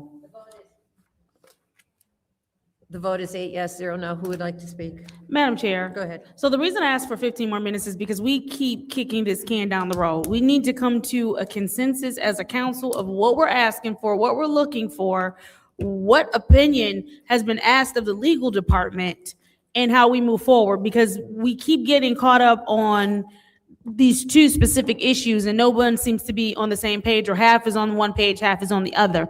Help me understand what legal opinion you requested.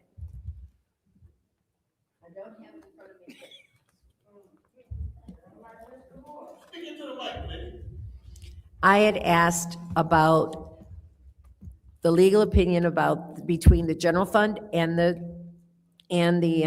ARPA, the 101, 287, as they are referencing it, as well as our request that all expenditures come to us so that we spend according to the plan, because I don't believe that that's happening. So I've asked for a legal opinion to clarify that, and because there has not been a legal opinion, there's been opinions from other sources, what I found out today, but not from the legal department. So then you didn't, we I'm are- sorry, go ahead, I'm sorry. So we are waiting for that. So then you didn't ask for a legal opinion on our resolution, whether or not our resolution was legal and they had to bring anything before us. That was not the opinion you asked for. I asked for, do they have to bring it to us? So, and I need you to give me some clarity as to why you would think a resolution passed by the legislative body of this city. Because we know that items are being spent without us coming to us. What's your request? How do you know that, or what items are you saying that didn't come before us? I've just heard chatter. Okay, okay, that's fine, but that's neither here nor there for my question and me, because again, I'm just trying to understand as a sitting member of a legislative body where we're co-equal branches of government. And we Correct. passed a resolution that said that any money that got put in the general fund that was under the ARPA category, even though it was getting put into the general fund, that it had to come before council, before the money was spent, allocated, or any decisions were made on it. Let me explain why I requested what I did. And it was because I wanted to sit there and take it and say, this is the legal opinion. They say you have to follow it, or they say, no, we can't. And if they have to follow it, then this is what they have to do.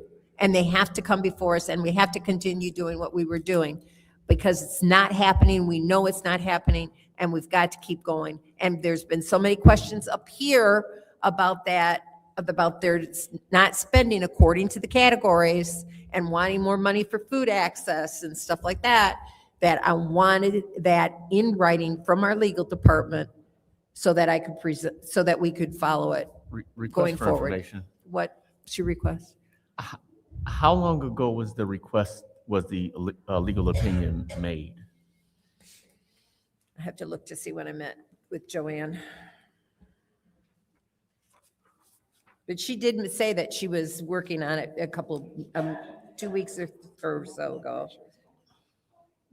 But we're talking about the legal department.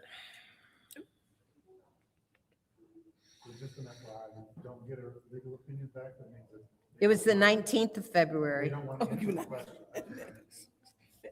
So,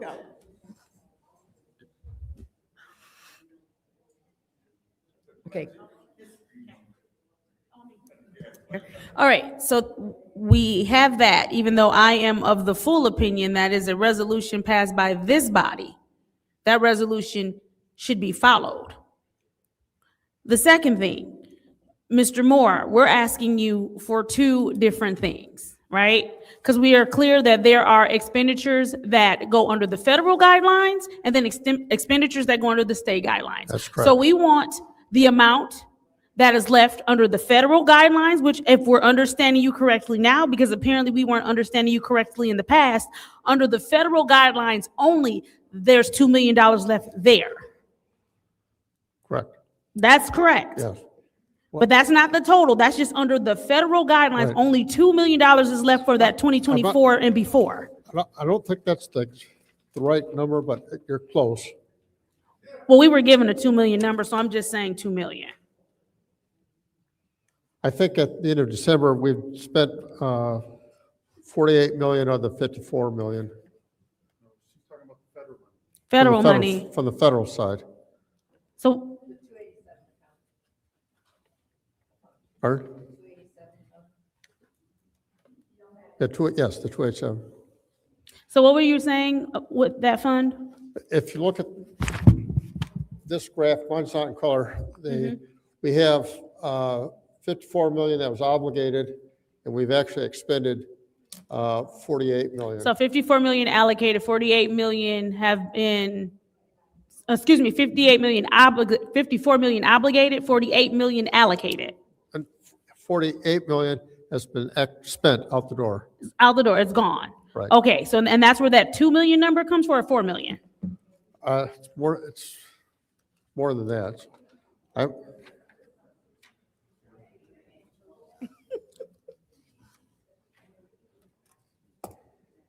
So give me those two numbers again. I'm correct in saying 54 million total, 48 million out the door. Right. We have $54 million allocated under Fund 287, and we've spent 48 million. So does that give us 2, 4, or 6 million? By my math, it's 6 million. That's 6 million? Yeah. Oh, okay. So then out of that 6 million, where'd that 2 million come from? How do we get that? Where did 4 million go? I'm not sure where the 2 million, No problem. We will operate under the assumption that it's 6 million until you give us something that Right. says something different. So from the federal money, which is the 2024 and before, there should be 6 million left based off of the 54 minus 48. Right. Right now, we're just working under the assumption that that is 6 million. That's And you're correct. going to get us something to show actual accurate numbers of expenditures from that, right? This last 3 months, we've spent some money, so the next report will show you where we stand at the end of March. Okay, I understand that piece, but we're going to get something for that in it by itself specifically. That's correct. Okay, and so now we're talking about the money that council allocated to the general fund that can only be spent with council approval. So now we're going to move to that bucket. Right, okay. With that, we've had 26 million has been allocated, Okay, which means there's still 12 million to be spent or allocated. so, Request for okay, so when, Sorry, oh, sorry. go ahead. I'm sorry. Madam We have a request for information. sorry, Mr. Go ahead, Through Mr. Jarrett. Through you, Madam Clerk, to Mr. Moore. And that $12 million is what you call in the bank, right? Right. Okay, thank you. Go ahead. All right, so then I think I misunderstood something earlier because I was told, so there was 26 million and then 12 is what I understood he was saying had been expended, and so that we should have 14 million left. Did I understand that? That's correct. No, so then I did understand that You did. correctly. So there's 14 million. That's correct. Okay, all right. Understood. So you're gonna get us something to show full expenditures, allocation, whatever for, right. that's gonna get us to the 14 million? Right. For this one? Yep, the spreadsheet we have has more detail than you'll probably want to read. Right. But it has everything. And Councilman Jarrett, I just want you to make sure you're on the same page. It's not 12 million, it was 26 minus 12 million, which is gonna get you that 14 million. This is what he just said, I was correct. Request for information. My understanding is that 26 million has been obligated, and of that's been obligated, the 12.5 million is what has actually been spent of that obligated money. That's So correct. that 14 million That's is still money that is not in the bank. It's in the bank. It's in the bank, it's 14 we haven't million. wrote the checks for it, but when my understanding is when Mr. Moore says it's in the bank, it's available for us to use in a way. So that 13.8 is not available. No, that's available. That has to It be is appropriated by the available. I city don't- council. He just said it's available. Re- But can you help, Request please? for Because I don't information. think I'm understanding correctly. So, Mr. Moore, just real quick, the only money we have available that we can spend here as a council is the delta from this one to this one, correct? That's correct. It's not it's not between this. This has already been spent. That's right. Yes, so this has already been spent. It's this delta right there. That's the only money we have left. No, it's not. Yeah, no, it's not. Okay. So from the 39, we only have from the 39 to the 26 that we can write a resolution for. That's correct. 39 to the 26. That's what we have technically in the bank. We might have more in the bank, but it's under contract. Okay, well then it's 13 million either way, That's what 13.8, I've been either saying. way. Yeah, yeah. Right. So it's 13.8 instead of the 14. So then you're gonna get us something to show that 13.8 as well. So we're gonna Yes. get something separate for the 6 million, even though you said you spent some money. So Right. I'm just putting an asterisk by the 6 million number, Right. only because I don't have anything in front of me. So you're gonna get us something for that, and then you're gonna get us something for the 13.8. Right. All right, Madam Chair. I yield. Mr. Moore, I'm confused on the 6 million because we've allocated it. So we technically have it under contract somewhere, so it's not available to us, The correct? 26 million has been allocated. We I'm have sorry? that, the 26 I'm million. talking about the 287 number now. Sorry, I'm switching back. Okay. The 6 million, that's under contract. That's, yes. so it's not available to us at all. You can't spend that money because that's under So contract. we shouldn't even be discussing that because that's out the door. That's right. We've already allocated, those are the Yeah. contracts that we're trying to make sure get So spent. what is the $2 million that keeps getting brought up That's the money that, if you look at the amount that was for contingency, and I think there's a so slide we on still that. have contingency in the original 287 number? Because we can't obligate under contingency, so that date is passed. The contingency you could still spend, that wasn't. I understand. So, so the contingency money, we didn't move over to the 101? That went over, contingency's in the 101, yes. Okay, so the original ARPA dollars, the 2 million, that's, you keep saying that they're, We did not, there's no contract for the contingency amount. but that's already in the 101 number.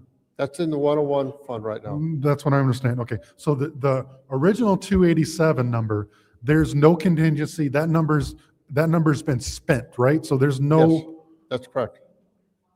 obviously, it's been allocated. I don't know if it's been spent yet. It hasn't been spent. It's but been we've contracted out. allocated. If we don't spend it, we have to send it back. Correct. That money is gone. All Right. intents and purposes, is it going to be spent or is it going to be sent back to the mothership, right? correct. Okay, thank you. You said correct. Yeah. I yield. Request for, Madam Chair. Mr. Moore, I think you mentioned to Mr. Moore, can you, so what was the amount that would be sent back to the mothership according to Councilman Pfeiffer? What was that amount? For which amount were you talking He about? said that if we don't spend the money, Okay, what was, we've I have think 54. Mr. Morley had that amount. I didn't catch it. We have $54 million obligated under the ARPA rules, and we've spent $48 million of that. The $6 million difference has to be spent between now and the end of the year. Now through December 31st. So that's the 6 million that may go back if we don't spend. That's it. correct. Okay, and thank you. And then, Madam Chair, to you, you said there was chatter. Do you have about ARPA that's being spent? Do you have a dollar amount for the chatter amount that was being spent without council approval? No. Thank you. Madam Chair. Go ahead. So, Mr. Moore, I also want to be clear in terms of the community grants, because we specifically set aside $18 million, and then we allocated in specific categories to be spent. So we never got through those categories. So you will have answers to how much of those funds are left, because for what you're saying, those dollars are already allocated. So it sounds like that they may be underneath the federal guidelines because it's already been allocated. I believe I understand your question. I believe the answer is yes for that. I had the money that's the $54 million that followed all the categories that was originally set up by the city council. And those were the dollars that were spent in those different categories. If you look at this presentation, the numbers that are unallocated to the far right, those dollars have been moved to the general fund. You said that they have been removed? They have been moved to the general fund at this point. For example, if you look at the economic development,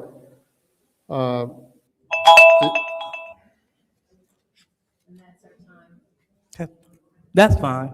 Yeah, I'll Okay. just get them answered next meeting. Okay, that's our time. All right, we're going to go ahead and I'm going to close that out. It's now time for the consent agenda. Entertain a motion. I make a motion that we approve the consent agenda. It's been moved by the councilwoman in the 7th ward, supported by the councilman in the 1st ward to send the consent agenda to council. Is there any separations? Are Madam- there any? Yes, Madam Chair. Yes. I want to do 260089. Just a second. .1, Okay, 260091, okay, 260108, okay.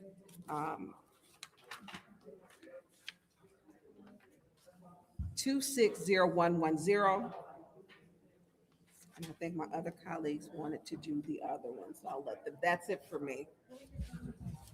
Is there any other, are there any other separations? Madam Chair, Go ahead. I want to do 260111 Okay, and 260113. 113, okay. Is there any other, are there any other separations? Any other separations? Any other separations? Go ahead. I don't have a separation. I just didn't catch all of the separations. I'm sorry.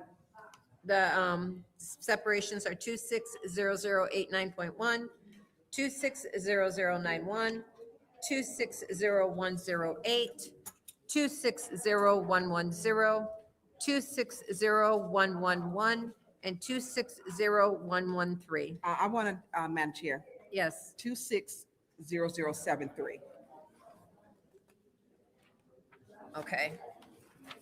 Okay, so the consent agenda consists of 260109, Jack Doheny Supply Parts and Repairs for the Vector Combination Vehicles, and hiring our auditor for the fiscal year 26, 27, and 28 with Raymond Robeson. Actually, I think their name is Raymond, not Robeson too, but anyways, so those are our resolutions, and this is the vote to send the consent agenda to council. Ms. Priestley? Yes. Ms. Winfrey Carter's absent. Ms. Burns? Yes. Ms. Mashat? Yes. Mr. Pfeiffer? Yes. Mr. Jared? Yes. Mr. Alamin? Yes. Dr. Lewis? Yes. Ms. Johnson? Yes. Vote is 8 yes, 0 no. The vote is 8 yes, 0 no. Those will be sent to council. Our first separation is I'm sorry, I was looking at my, do we have any officers here? No. I'm going to ask you to leave, please.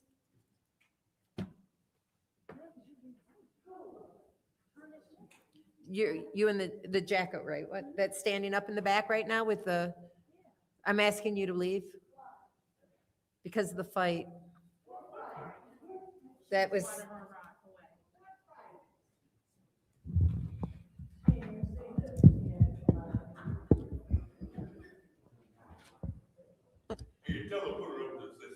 I'm asking you to leave this meeting, please.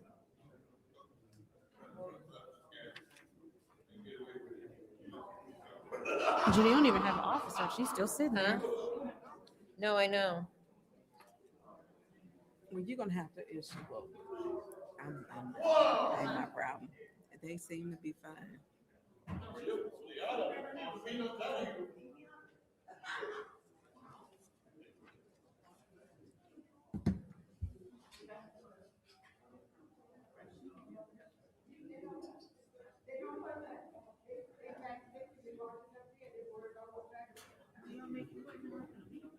Yep, disrupting the meeting. I'm asking you to leave.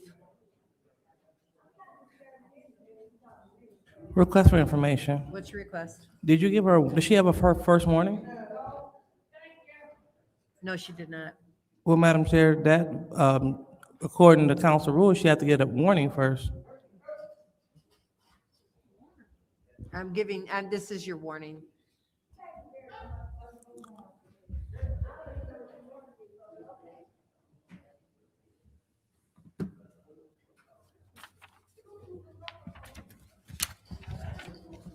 Let's go on while we're waiting. Resolution 260073.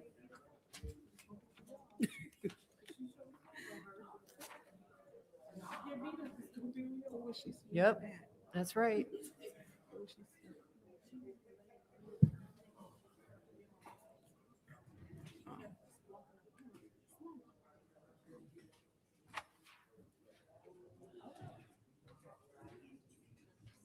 No, I did not. Thank you.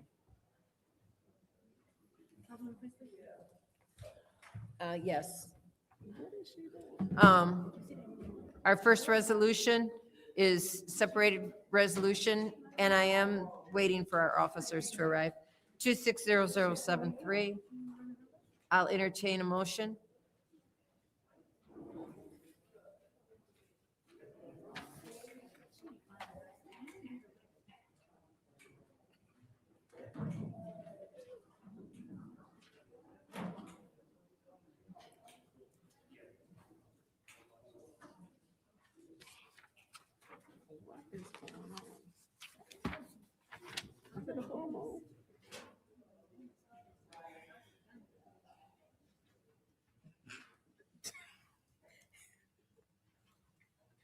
You gotta give up his free. Go ahead. I entertain. Let's go ahead and go on while we're waiting, or? Are we voting? I asked, we did vote on the consent agenda. We did a roll call? I think, oh, did I miss the vote? Yeah, it was all of us, wasn't it? No, yes? I can't, yes. Yes, we did. And then I was starting to go to the consent agenda. And I was, Motion to send 260073 to council. there's a motion on the floor to send 260073 to council. Is there support? She's been texting. It's been moved by the councilwoman in the 7th ward, supported by the councilwoman in the 1st ward. 6th, sorry. Is there any discussion? Any discussion? Any discussion? This is the vote to send 260073 to council. Ms. Winfrey Carter is absent. Ms. Burns? No. Ms. Bichette? Mr. Pfeiffer? On 260073 to send to council? I asked 3 times.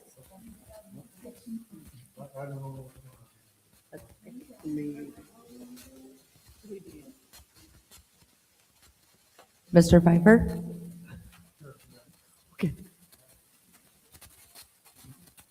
Mr. Jared? Yes. Mr. Al-Alamin? Dr. Lewis? Yes. Ms. Johnson? Ms. Priestley? Yes. We have 7 yes, 1 no. The vote is 7 yes, 1 no. That will be sent to council. Our next separation is 260089.1, amended resolution, accepted Genesee County Senior Millage Funding, Eric Mays Senior and Community Center. Madam Chair, Go ahead. I would like to make a motion to send resolution 260089.1 to council. Support. It's been moved by the councilwoman in the 7th ward, supported by the councilwoman in the 1st ward, to send resolution 260089.1 to council. Is there any discussion? Madam Chair. Go ahead. Is there anyone from the administration who can answer questions about additional funding for the center? Is there anyone who can answer questions on the funding for the Day Center?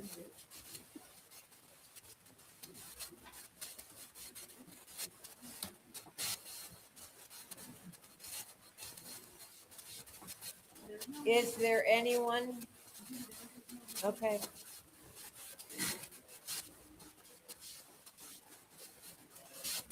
Mr. Morris, come in.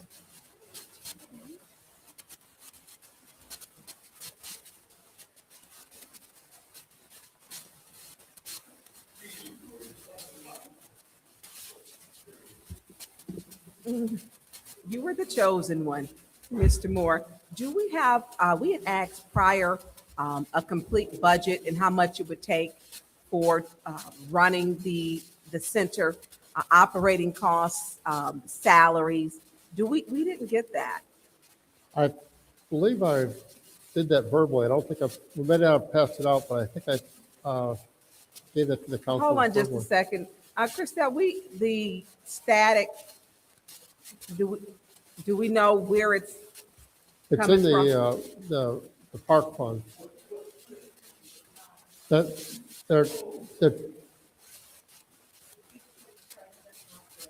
Their microphones, if they're not using them right now, maybe that'll clear it up. There were 2 parts to the budget. The staffing came from ARPA dollars, and the supplies and other things came from the park fund. So we're funding the one part, which the Genesee County Senior Millage, which is, I believe they were granted the $54,744. And then the other part of the budget, which is over what million? How much is it out of that? But we're not budgeting $1 million for the. And that was for 2 years though, wasn't it? For 2 centers for 2 years. I think that's the breakdown that you gave us.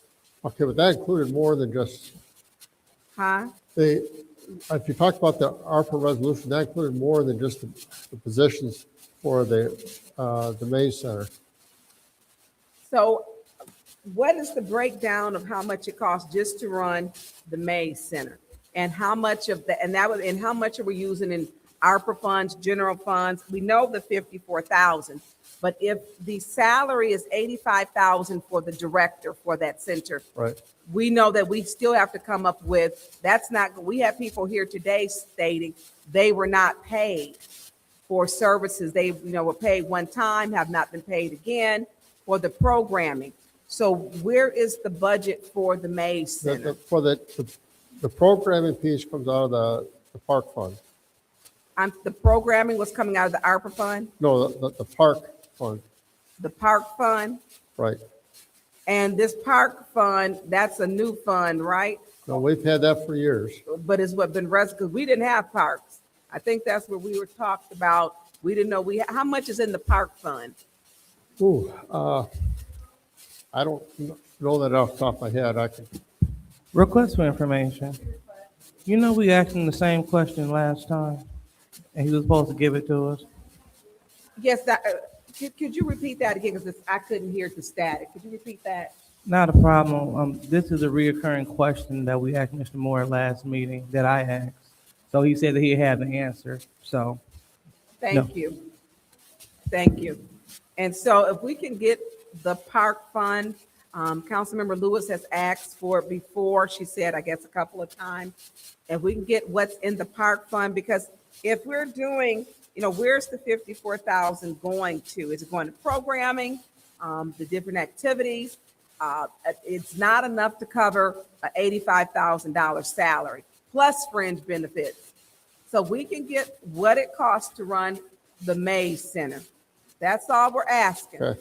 The cost, the programming. We don't need to put McKinley on there because I think the one that we received it was 1-point-something million, and it had 2 centers. We want specifically, please, just the Mays Center, because Okay. 54,000 does not even fund the director. We're still 30,000 short, actually 31,000 short. And so if we could have that, please, so that when residents come, this is not on city council. This is not city council. Member Lewis has stated she's been asking, and we've had this conversation, and we can please get it so that the people and the seniors at the Mays Center don't have to come here with misinformation, and we don't get called obstructionists and terrorists from Mayor Neely. I don't like that. And he'll press conference and not tell the truth.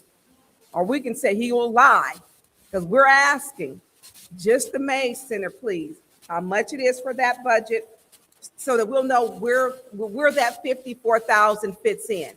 Where's that 54,000 that's granted from the county? Where are we plugging that into their budget? Because right now we don't see where we're plugging it into the budget, other than it's 54,000. Council don't ask us about what you're going to do with it. Just vote yes on it. And we're not doing that. We want to see the budget. Where is it plugged into? Because we want to make sure our seniors are well taken care of. We have not seen the budget. So if you can please get that. This is not a Flint City Council issue. This is an administration issue. I want to be perfectly clear on that. I yield the floor.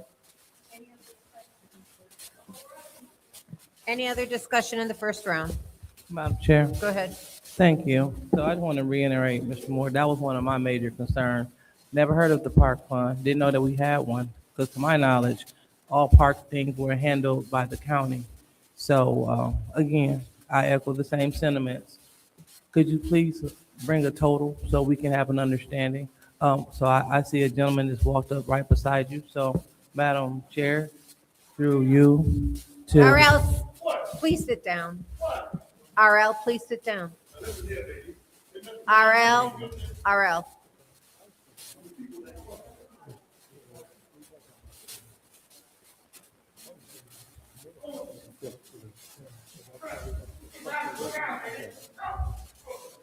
Go ahead.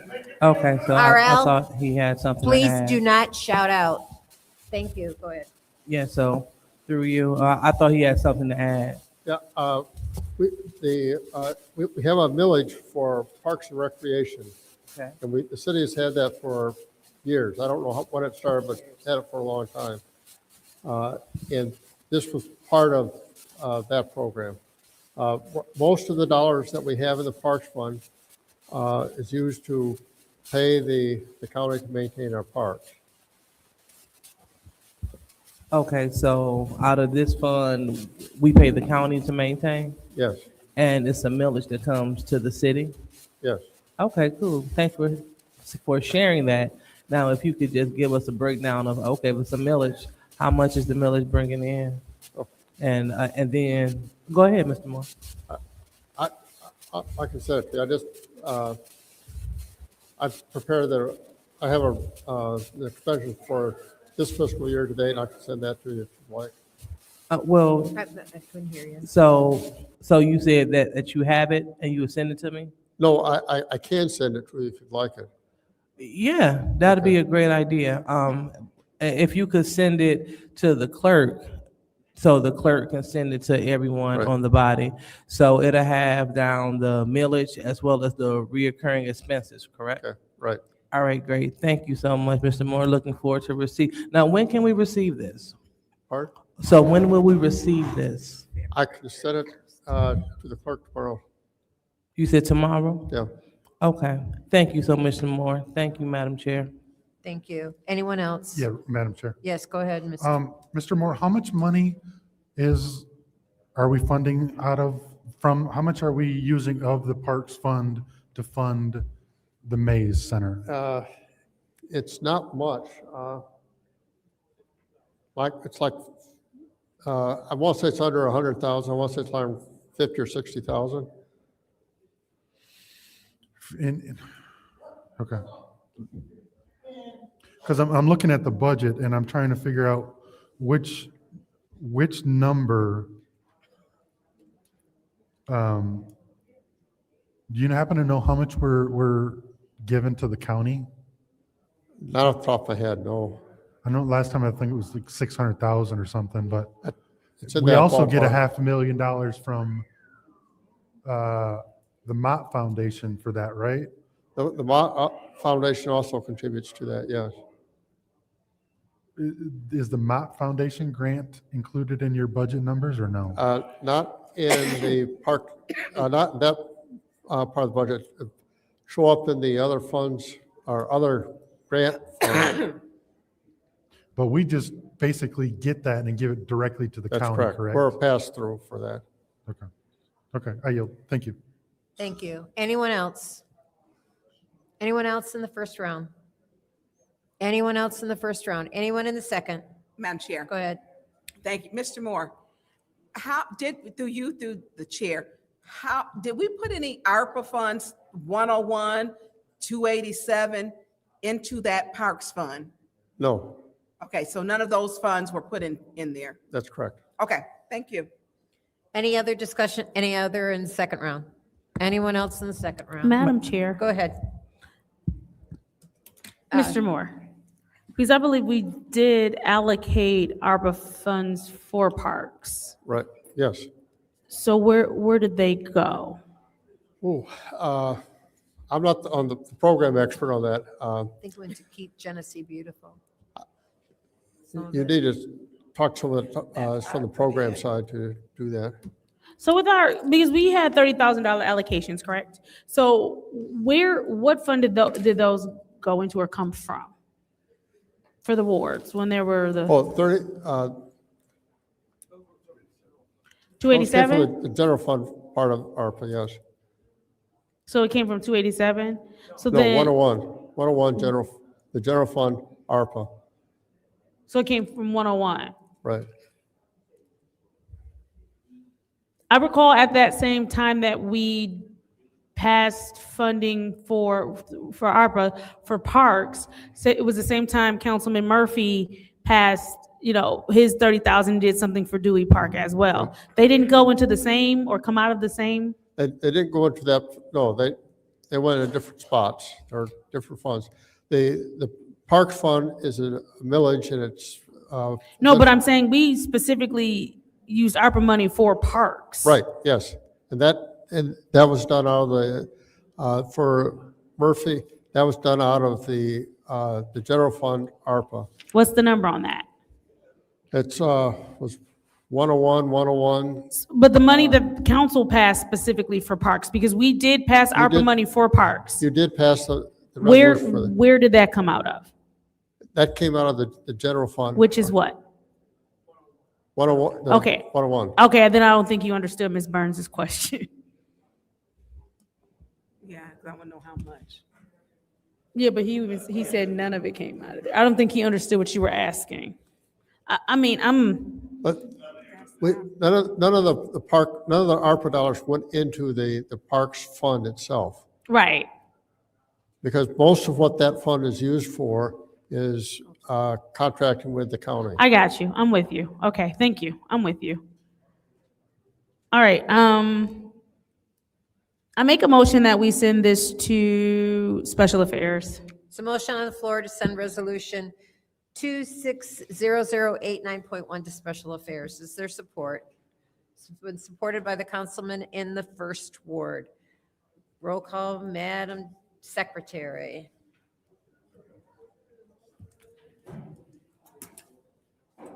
Ms. Mashat? Yes. Mr. Pfeiffer? Mr. Jared's not in. Mr. Alamin? Miss Dr. Lewis? Yes. Ms. Johnson? Ms. Priestley? Yes. Ms. Burns? Yes. 7 yes, 0 no. 7 yes, 0 no? Yes, Madam Chair, Okay. before we move to the next resolution. I've just second, the vote, it was 7 sorry. yes, 0 no. Yes, ma'am. Thank you. That was moved to Special Affairs with the intent on getting that information, just so we're clear. Okay. Okay. The next resolution is 260091. Madam Chair. Go ahead. I'd like to make a motion to send 260091, which is the initiate process for hiring sign language interpreters, city council meetings to council. Is there support? Support. It's been supported by the council, it's been the motion was made by the councilwoman in the 7th ward, supported by the councilman in the 1st ward to send 260091 to council. Is there any discussion? Madam Chair. Go ahead. I heard you both at the same time. So go ahead, Ms. Burns. Thank you. Through you to Mr. Moore.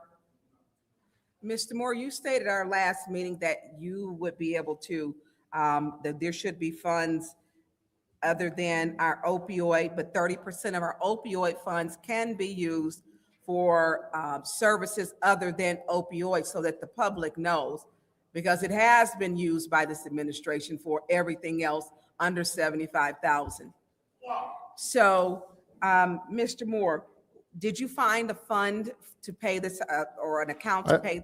I would recommend we take it out of the general funds, would be my recommendation. I don't have any problems with taking it out of the opioid fund, but my recommendation would be the general fund. So we need to, you're recommending out of the general fund? Right. Okay. That's my only question. Did you have the fund or the account that we would take it out of? That was easy. Okay. So, thank you. I don't know if my colleagues have any more questions. We're gonna need Can to we change keep it. going on with the, did you want to make a motion? Is that what you Madam- thought was? Yeah, I mean, I can amend it unless Ken. Go ahead then. You can go ahead. Okay, I'd like to make an amendment to change the resolution to have it to come out of the general fund, which would be a .1. Is, okay, yep, okay. There's a motion on the floor to have the funding from the general fund instead of the opioid settlement funds. Is there support? Support. It's been moved and properly seconded by the councilwoman in the 7th ward. Is there any discussion on this? Oh, I don't think there's any discussion on amendment, or, yes. That's what I was just saying. Yep, the vote, and then, so this is the vote to make 260091, 260091.1, with the change being funding source from the opioid settlement funds to general fund. Madam Secretary. Mr. Pfeiffer? Mr. Jared? Mr. Alamin? Dr. Lewis? Yes. Ms. Johnson? Yes. Ms. Priestley? Yes. Ms. Burns? Yes. Ms. Mashat? The vote is 8 yes, 0 no. The vote is 8 yes, 0 no. I will now entertain a motion to, Send the council. there's a motion on the floor to send 260091.1 to council. Is there support? Support. It's been moved by the councilwoman in the 8th ward, supported by councilwoman in the 7th ward to send 260091 to council. Is any discussion? Madam Chair. Go ahead. So this hasn't changed one bit since the last time we discussed it. To me, this is basically a useless resolution. What does initiate the process mean? Like we're initiate the process, but we don't know what the money's going to be spent on. So if this is just to initiate the process, why are we allocating dollars? Wouldn't contracts come before us? I don't understand the point of this resolution. If it's to initiate the process, yes, well, let's initiate the process, but why are we putting dollars on it if we're just initiating the process? Shouldn't we get quotes and everything else? Are we saying that we're allowing the clerk to spend the $25,000 just on whatever she wants? My objections to this still stand as the last time. I think we need it, but I just don't think that this resolution gets us to where we want to go, because I don't understand this.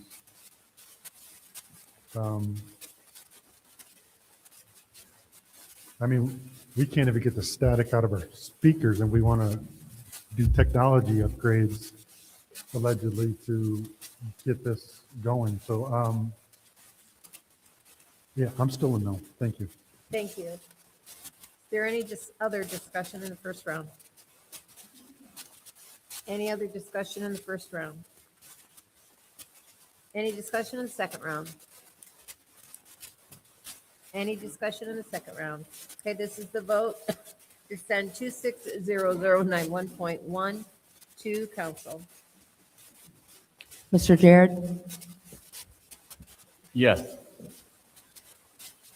Mr. Alamin is not in. Dr. Lewis? Yes. Ms. Johnson? Ms. Priestley? Yes. Ms. Burns? Yes. Ms. Mashat? Mr. Pfeiffer? Nope. Mr. Pfeiffer, I'm sorry. No. Six yes, 1 no. The vote is 6 yes, 1 no. That will be sent to council. Our next resolution is 260108, change order number 1 for Detroit Salt. I'll entertain a motion. Madam Chair, before I go with the motion, I am getting complaints also from people watching online that they can't hear because of the static. Is there anything we can do about it? No? Okay, thank you. Madam Chair, Go ahead. I'd like to make a motion to move 260108 to council. There's a motion on the floor to send 260108 to council. Is there support? Support. Supported by the councilwoman in the 6th ward. Is there any discussion? Madam Chair. Go ahead. Who's here from the administration? To you, to whomever orders Here we go. salt, sand, all the stuff that keeps our winter streets safe. How are you? I'm all right. How about yourself? Good. Great. I'm What's your George name? Johnson. I'm George Johnson, street maintenance foreman. Nice to meet you, And George pleasure Johnson. to meet you as well, all of you. So here is my question. How much salt do we normally use, like on an average? Oh, wow, it's really hard to say exactly because it depends on the weather, how much snow we get. Can you use But- the microphone? Oh, I'm sorry. Even though we have the static. I got you. It's really hard to say exactly, depends on the temperatures and the weather and how much we get, but on an average, you could be talking about anywhere from, 20 to 50 ton, 20 ton a year. I mean, 20,000 a year, easy. We have, our salt barn holds up to almost 6,000 ton a day, full capacity, 5 to 6. So, we fill it up at least 4 times a year, easy. And we try to make sure that it's filled to start back up in the beginning of the year because we never know what we're gonna get. So this is the time that you order the salt in springtime for the year coming, correct? Correct. Okay, so we were short of salt mixed with sand this year. And we did have a hard winter. And also, we did not get our side streets plowed because the city wouldn't pay overtime. Well, not necessarily because they wouldn't pay overtime, but the thing that happened is that we only go into the residential areas when we get 4 inches or more. And that's been policy for a long time. I've been with the city for 36 years. So that's been policy ever since I've been with the city. So how many times did we not have 4 inches? Because some of our side streets were ice skating rinks. And one thing we know, people were running into stop signs, even though stop signs are optional in some places in Flint. Correct. But there was a problem. And the side streets weren't plowed. And I know how much snow, do we know how much snow that we got this year? I don't remember the grand total for the whole year, but I do know that it was excessive. We haven't had as much snow since 2000 actually. Since the year 2000? Year 2000, So we had a larger amount of snow and cold days. yes. Because we also had a lot of, if the sun came out, it melted and it froze back up. Correct. And so how much overtime was used since we're 26 years since the weather has been this bad? How much overtime was used to clear our roads? I don't have that number. You don't have that I don't have number? that number right now to be able to give you, but I do know that this year, that they were out a whole lot trying to make sure that the roads were clear. You can only do what you can with, the equipment and downtime, failure with trucks and stuff like that, so. that's Yeah, I all. mean, in the 26 years, that's a long time. So the roads are hazardous. I received a lot of calls. Bradley Hill area is in my ward. And so Glendale Hill, that meant people sliding down the hill. And so, which is dangerous. And so I know that we had a lot. And so I was contacted and said that with the sand salt mix, that it got to a point to where with overtime, the amount of roads that we needed to clear, and you do get help with the county roads and state roads, correct? Not in the city, no. They don't do Corona Road? No, they do Corona Road, but not our city. They do They Dorr do Dorr Highway? Highway, they do Corona Road and parts of Court Street through downtown. Right, so they do some of the Truck roads. lines, truck Yes, lines. Yes, they do some of the roads.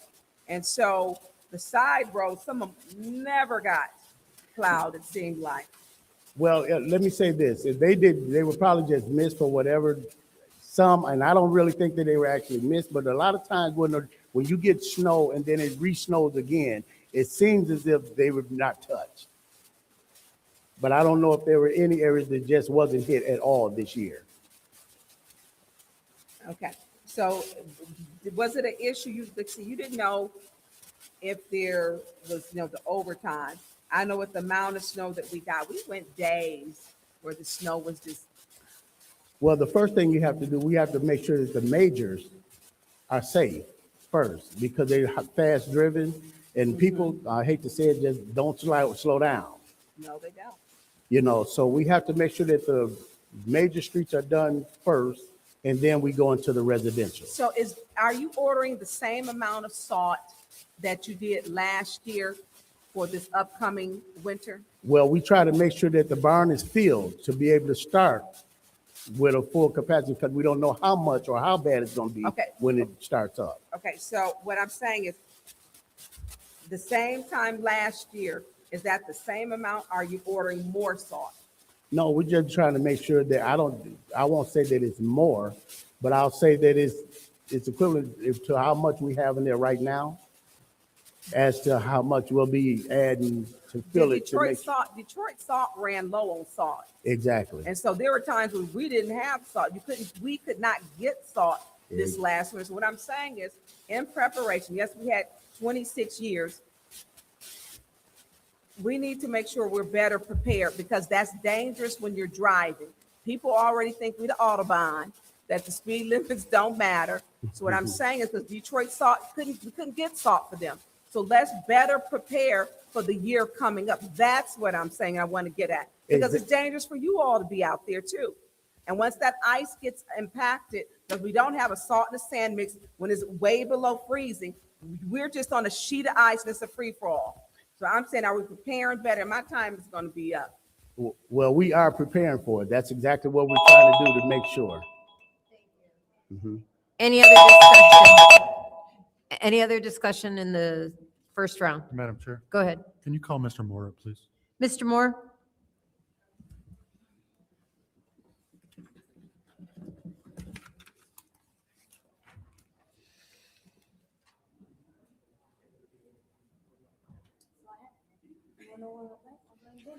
Mr. Moore, do you have this resolution in front of you? Do you have this resolution? Yes. So I'm looking at the staff review and I'm a little confused. What is the budget dollar value that we have allocated for salt? I guess I don't know that off the top of my head. Because in the staff review, I don't know if you, in the staff review, it says that we have 280,550.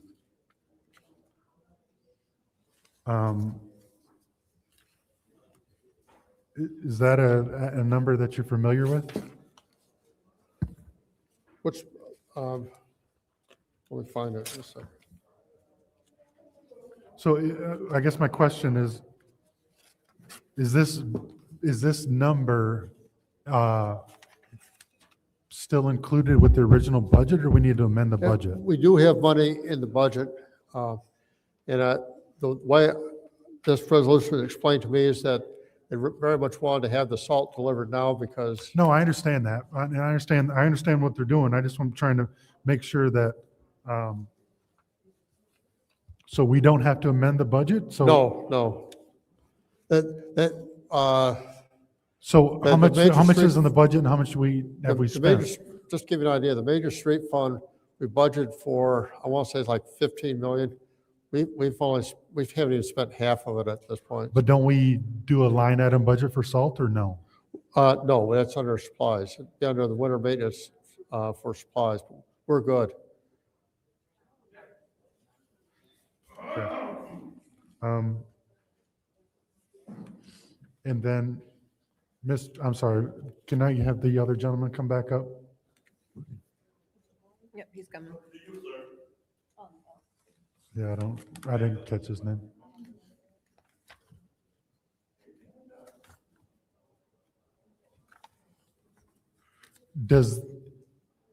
We only have the capacity for this 80,000, or we have capacity for more than this? I'm sorry, say that again? So we're about to buy $80,000 worth of salt, correct? Mhm. Do we have the capacity for $100,000 of salt, or we only have the capacity for 80? Well, How did we come up with this 80? Well, it's just a matter of the equivalency of how much we can get into our salt barn. And So that's what this will put us at full capacity? This should put us at full capacity. Okay. I just want to make sure that, to Ms. Burns's point, that if there's a shortage for some reason, who knows what the hell war we're going to be in next, that if we have more capacity, we get it now. Does that make sense? That's what we're trying to do. So this, we have absolutely no more capacity after this. Let's hope, I'm pretty sure that this is going to fill it up completely, our salt bar. So should take it to full capacity, yes. And then, That's the goal, is to fill it up. and then, can you give me a little insight on how long this, or how many, I don't want to say, how many salts can we get out of a full barn? You can't predict that because that depends on the weather itself. That depends on how much snow you get. Well, do we have it calculated that we need X amount of tons to cover the streets once, or no? No, we got a total of 11 routes, okay? 7 we broke down to, but 11 routes. We have 11 trucks to go out in each route. Okay. Each truck carry with the equivalency of 8 yards of material. So you figure if you have to take it out once, twice, depending on how much snow you get, how much ice you get, how cold it stays, and how the thawing and the refreezing. So you never know exactly how much salt you're going to end up. You try to go through one load, but ain't no guarantee. So would we use less salt if the drivers plowed before they salted? Because I know a lot of the times they don't even drop the plow, they're just throwing salt on fresh snow. The only time you drop the plow is if you're getting at least 1.5 inches to 2 inches of snow. Otherwise, you go through underbody blades and you end up tearing up your truck on bare pavement. Thank you. Is there any other discussion in the first round? Any other discussion in the first round? And you want to finish your time on my time? Go ahead and finish answering his question. No, that was- Were you finished answering his question? Yes. Okay. All right. I was going to give you time to finish. All right. Any discussion in the second round? Go ahead. George Johnson, yes. Okay, I'm sorry. No problem. I needed just a moment to remember. So I just want to make sure, because there was written on my mic. I just wanted to make sure, so thank you, Councilman Pfeiffer, for stating, we want to make sure that we're better prepared. Because when we're cold, that means Michigan, is cold. And Detroit salt did run low. And I understand with it being 26 years, that was a long time in between that bad weather. I just want to make sure that we're better prepared is what I'm stating. Well, that's the whole purpose. That's the whole purpose of us wanting to make sure that we are prepared just in case, no matter what comes. We don't want to be short. Right. And so, thank you for that. And so 2 inches, if it's below 2 inches, you're not dropping the plow, right? Correct. So if it's 2 inches or higher, the plow is getting dropped, right? Correct. Okay. And so did we drop the plow all those times, or did we just sign it, On majors. Only on, what are? On your what is majors. Remember, that's what I spoke, Thank that's what I told you earlier. We only go into residentials when you got 4 inches or more. Got it. So majors is 2, residential are 4. And it does also depend, sometimes if you get a drift area, we might have to plow that back. It all depends, you got a lot of So going should on. we call? Because I did a lot of calling Glendale Hills, because if it's an inch, you slide, or you can't get out your driveway. Well, the thing about that is that you can apply the salt to it and plow it, and still, if the temperature is so low, you still very well may end up getting some slippery spots. Right, but there was nothing, there was nothing done. And that's where you mix the sand with the salt, correct? Correct. Okay, so what I'm saying is, we need to tell residents 2 for major, 4 for residential, and where do they find these stats to where, because I'm not out measuring snow. So where do they get the snow? Well, stats we prejudge, and it's almost like. you dealing with- prejudge it from and, what and point? also the airports. The airport, okay. Request for information. What's your request?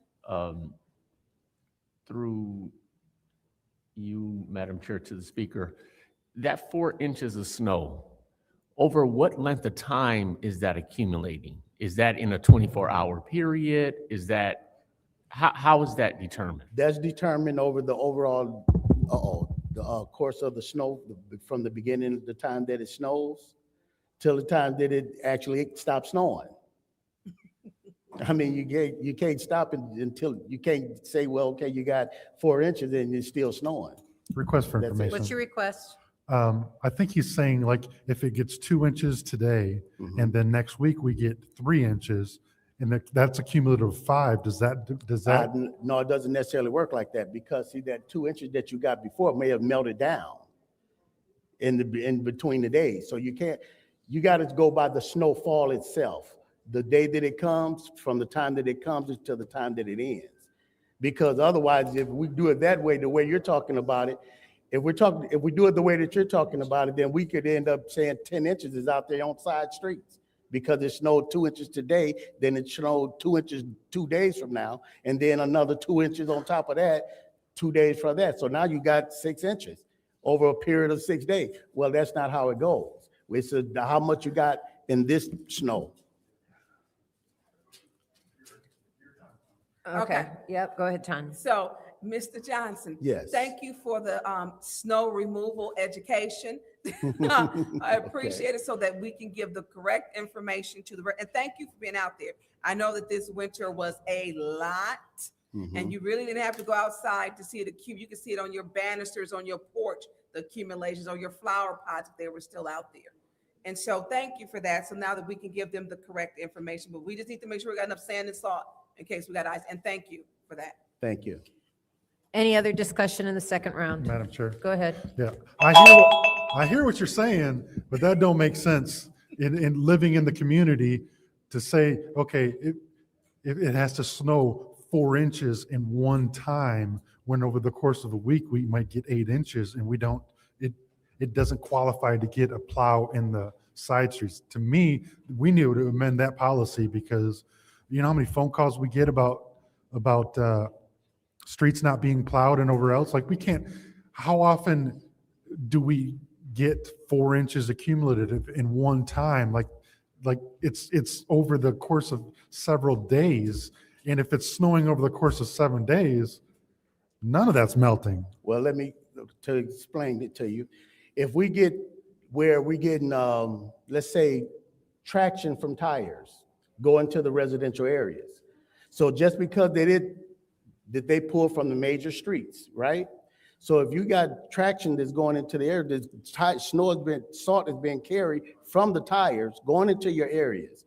That means that you don't have that same 2 inches in that area anymore. So have you drove through our? No. That doesn't. You're saying that the streets in the neighborhoods, unless they get residual off of existing tires, we're not. No, what I'm saying is that in certain areas it is worse than others. This is what I'm saying. What I'm saying is that, but if you wait 2 days, surely some of that snow that has been compacted, tracked over, has melted down. You don't have the same 2 inches there anymore 2 days later. Your question that you asked me originally was if we get 2 inches today and then 2 inches 2 days from now, is that considered 4 inches? No, it is not. And it's not considered 4 inches because of the fact that when you go into the area today, you got the 2 inches, but it's been driven over and it has maybe melted down some. So now you don't have 4 inches in that area anymore. You may have still an inch on that street. You get what I'm saying? Oh, I fully understand what you're saying. As a resident of this city, that policy pisses me off. Well, I respect that, but the only thing about it, in a perfect world, you would love to be able to do that and go into the areas over and over and over again. But you don't have enough salt to be able to continue to go into all these areas every time that it snows. I'm not saying salt. I'm saying at least drop a plow. Even if you drop the plow, if you're dropping a plow on a street that has been compacted down, all you're doing is tearing up your underbodies and your plow. So we're going to become to you for more money to keep that up. It's a process. I understand what you're saying. It's a process. I understand what you're saying. I'm just saying, as a resident of the city, most of the side streets are impassable. And I respect that. And we're saying, oh, we don't want to drop a plow. We want the residents to suffer. To me, That's not a, Well, that's not Good. what we want, because my father and my family, they ride these streets just as well as I do. Okay, and I want them to be just as safe as I want everybody here to be safe. But there's still a policy that you can't, I can't keep putting salt on the street. I'm not saying salt. Or even continue to plow it and beat up and tear up the trucks and cause more damage to the trucks, because if it's got enough salt on it, we will come out and salt and plow it. Guaranteed. We don't want any street out there untouched. But there's a process. Thank you, sir. Any other discussion in the second round? Any other discussion in the second round? I'm going to just take a couple of seconds. First of all, glad I wasn't in school in the UP this year. I'm sorry. I'm glad I wasn't in the UP this year. You know, Yes. pardon?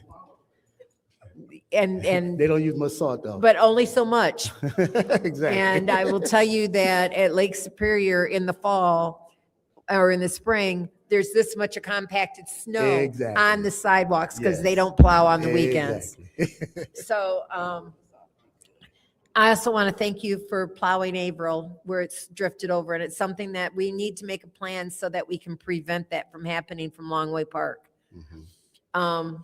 What is the plan for salting, like at intersections off the residential roads? I know on my street that I have to start Slowing down. way far back because I will slide right into Center Road. Right. Is there a plan, like if I have residents who sit there and say, hey, it's really slick out here, can I get some salt out?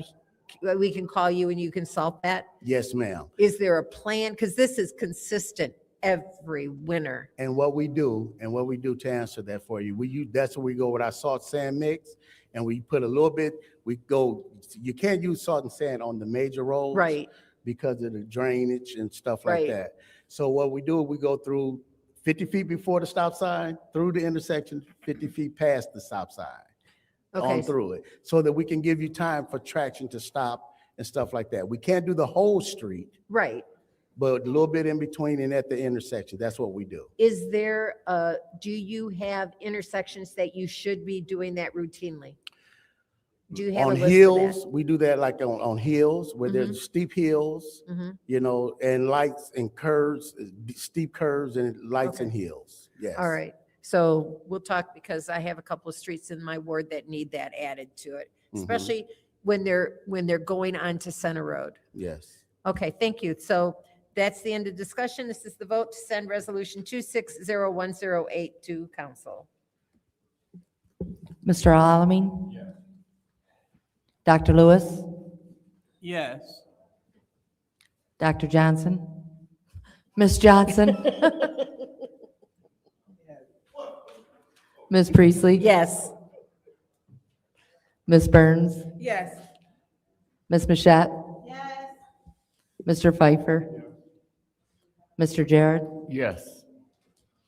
8 yes, 0 no. The vote is 8 yes, 0 no. That will be sent to council. Our next resolution is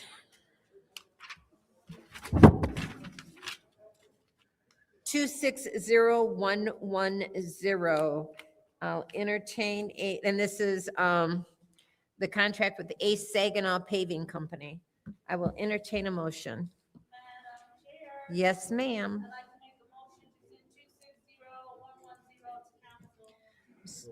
The motion is made by the councilwoman in the 7th ward, supported by the councilman in the 1st ward. Is there any discussion, if I can get this thing there?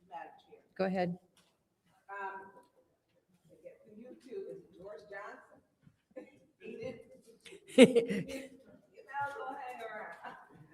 Because how, can you tell me how many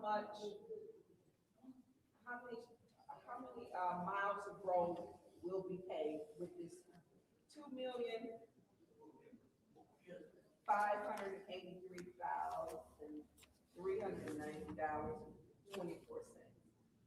$2,583,390.24. Right now, I think it's a total of, and I'm not accurate, but I think it's a total right now of 8 to 10 miles. That's all 2 million giving us?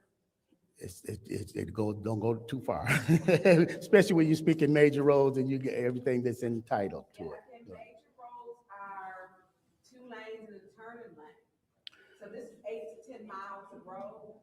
What roads are being paved? We're talking about Pearson Road. We're looking at Richfield Road, major, from Franklin to Branch, Ann Arbor, from Pershing, Zimmerman to Miller. State road right there. Pardon me, not that section of it. Not that sec- okay. Not that section of it, yes.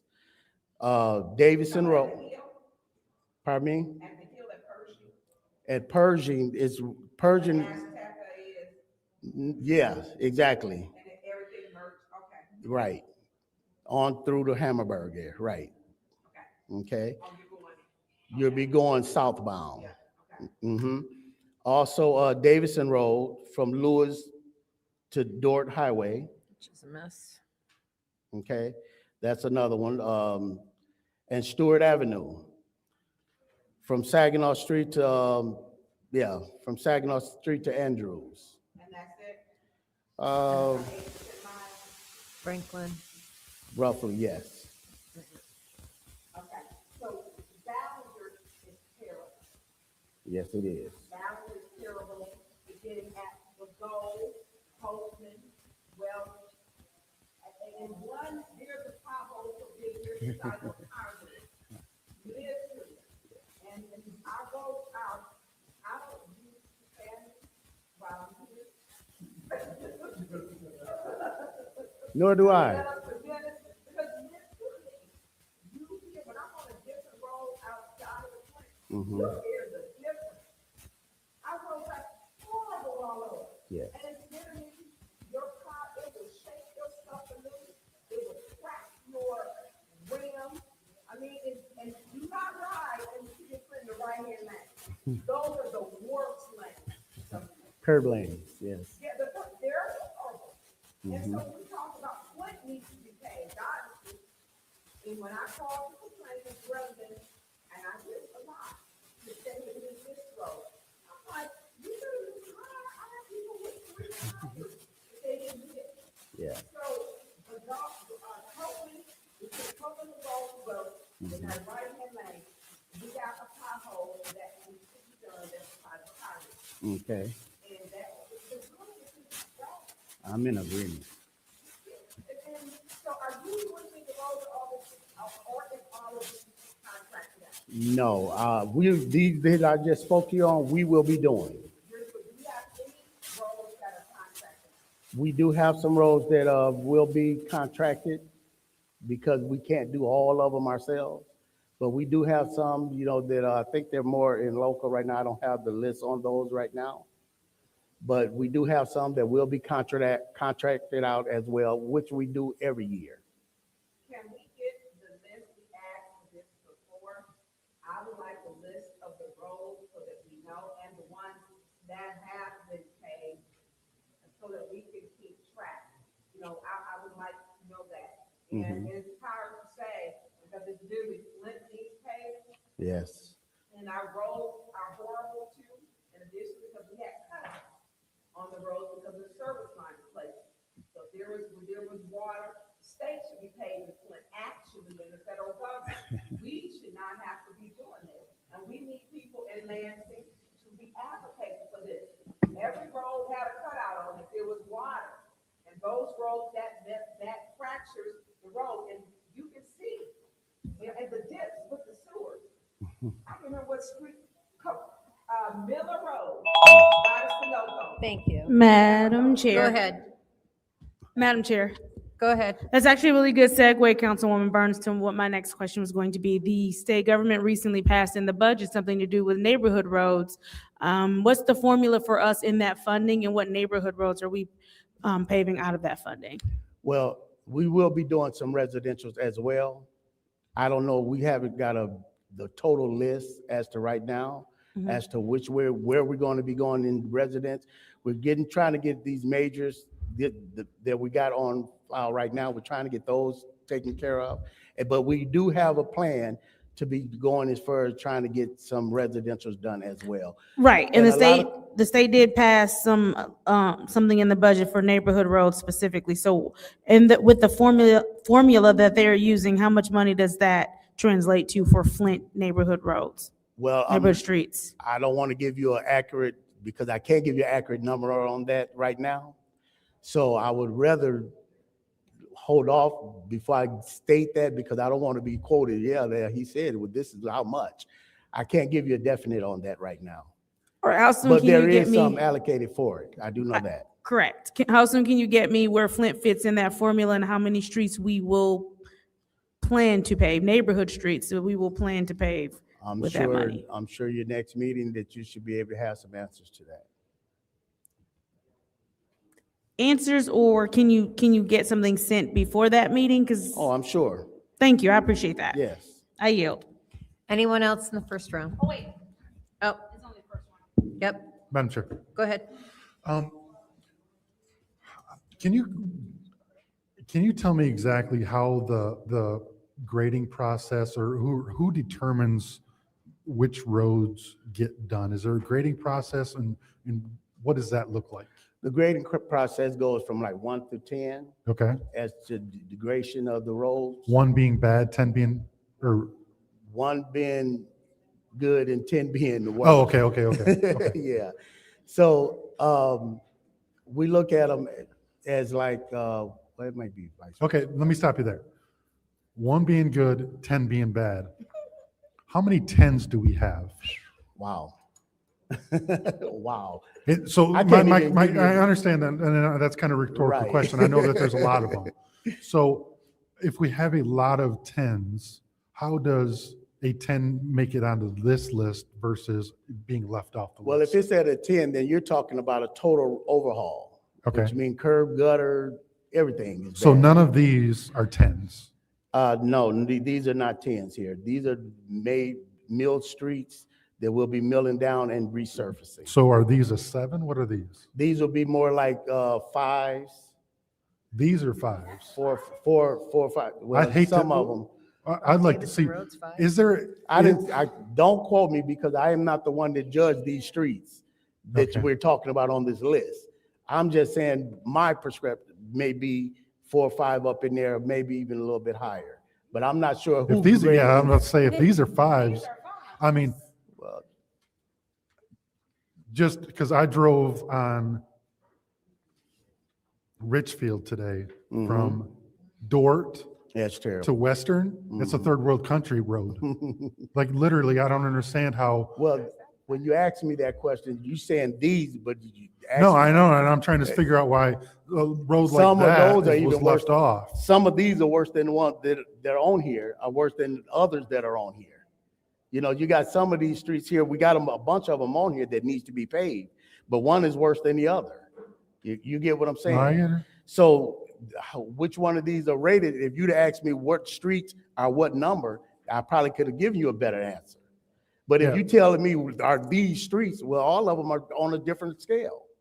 Okay, I was just trying to figure out how a street makes it on this list and a street gets left off the list. Well, we don't just go after all of the dangerous streets, let me say per se. We try to fix some in every area so that we can fix some in every ward. So we try to spread it out with the monies that we have to work with. So this way, all of you get some done. So, okay. This way, all of you get some done. So we try to pick out what we can do in your wards. So this is only funding.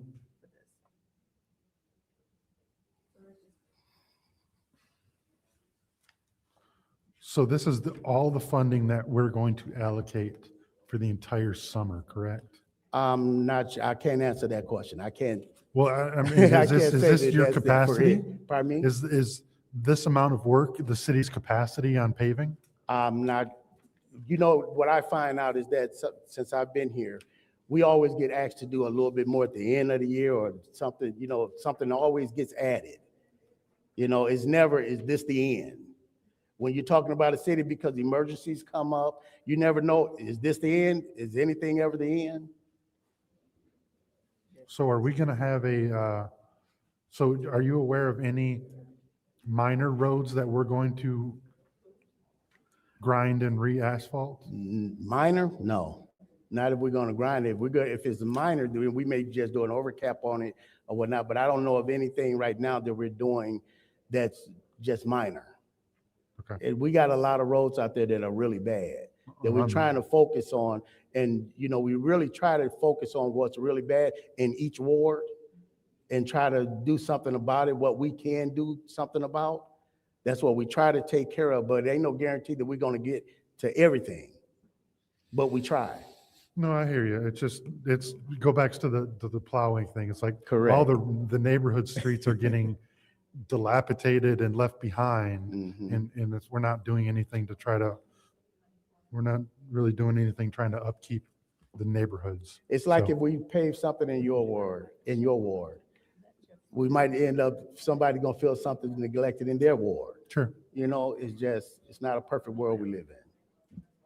No, I know, but I think that's why we would hope that the administration would be unbiased and just do the worst of the worst. Thank you. Any other discussion? Madam Chair. Go ahead. Thank you. So through you to the speaker, question, so, is Hamilton on your list? We do have, I think, Hamilton. It's not on this list, but it is on the one that we have, I think another section. We do have Hamilton down, if I'm not mistaken. I think we do have part of Hamilton on there.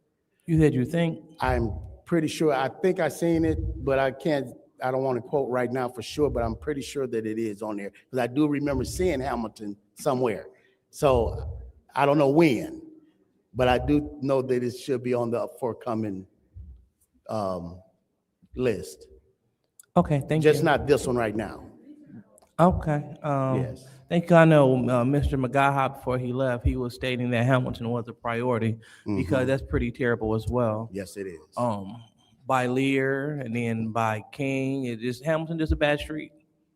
Is Hamilton? Yeah, Hamilton is terrible. Yes. That was it. Yes. So, okay, well, my other question is, understanding that you all have a ranking system, are you all open to council feedback and the priority of these? Because I know that multiple streets, they do have pretty bad rankings. So is administration willing to collaborate with council members in identifying those things? Because some council members. I'm sure they would be. You sure? I'm pretty sure we always try to oblige in any way we can. So I'm sure that, it doesn't mean that I'm saying that if you ask for something that is going to be guaranteed that you're going to get it. That's not what I'm saying. But what I am saying is that we try to accommodate for everybody's ward as much as we possibly can. Okay, so I think that may be a good idea for administration. Keep in mind that we do have a lot of streets that are pretty terrible, but to collaborate with the council member to identify, the most problematic pieces. Because I had people that text me and told me how their tires were tore up and who could they contact. We have hit, you could call our number 810-766-7435, and complain about it. I mean, call you all and you all just call, you know where to call you. I mean, y'all call all the time, right? So you know where to call. Yeah, so no, so that wasn't what I was saying. I was just saying hopefully that we can collaborate, administration and council members, to update the list, to make sure that the list is reflecting the needs of our specific wards. That's all I was saying. Well, that's what I'm saying. If you I'm sure that if you contact someone down there at the yards or whatnot, it's going to get back and you will have to go from there. I can't guarantee, who you go talk to exactly. Understand. Thank you. Okay, thank you. Thank you, Ms. Rickland. Thank you. Anyone else? Anyone else in the first round? I'm going to take a few minutes and thank you very much for finally getting Davison Road on that list. Yes. And then part of Franklin. Richfield Road is, I think, worse than Davison. Terrible. So that's between Western and even Averill, even farther down, all the way down to Center Road. And I know that's not on the list right now. Right. But the entire Davison Road to Center Road from Lewis is on the list. It's just that this contract only takes it up to Dort Highway. Yes. So anyways, I want to thank you very much for that. And that's what I wanted to say. Any discussion in the second round? Madam Chair, Go ahead. I know you're probably tired of me, George No, I'm Johnson. not tired of you. It's okay. Because I get these calls. So question, so do you keep a list of the roads as they're rated? So the name of the system is called the PACER system for rating the roads. Is that correct? Paving system? The rating, like the bad road, like a road where you might lose your front and your back tire. I don't know, you might lose all four in Flint. They've been called a lot, so I don't. So the name of the system, I believe, is called the PACER system. PACER system. Do you have with the ratings, you said 1 through 10, do you have a list of the roads and who rates them and how often are you rating the roads? Well, the thing being is that, we don't grade every road in the city every year. We do ride them, and we have foreman that goes into different areas to look at different roads or whatnot. We have a general idea as to which ones are real bad, so we try to put our heads together and try to come up with what we can do that's feasible.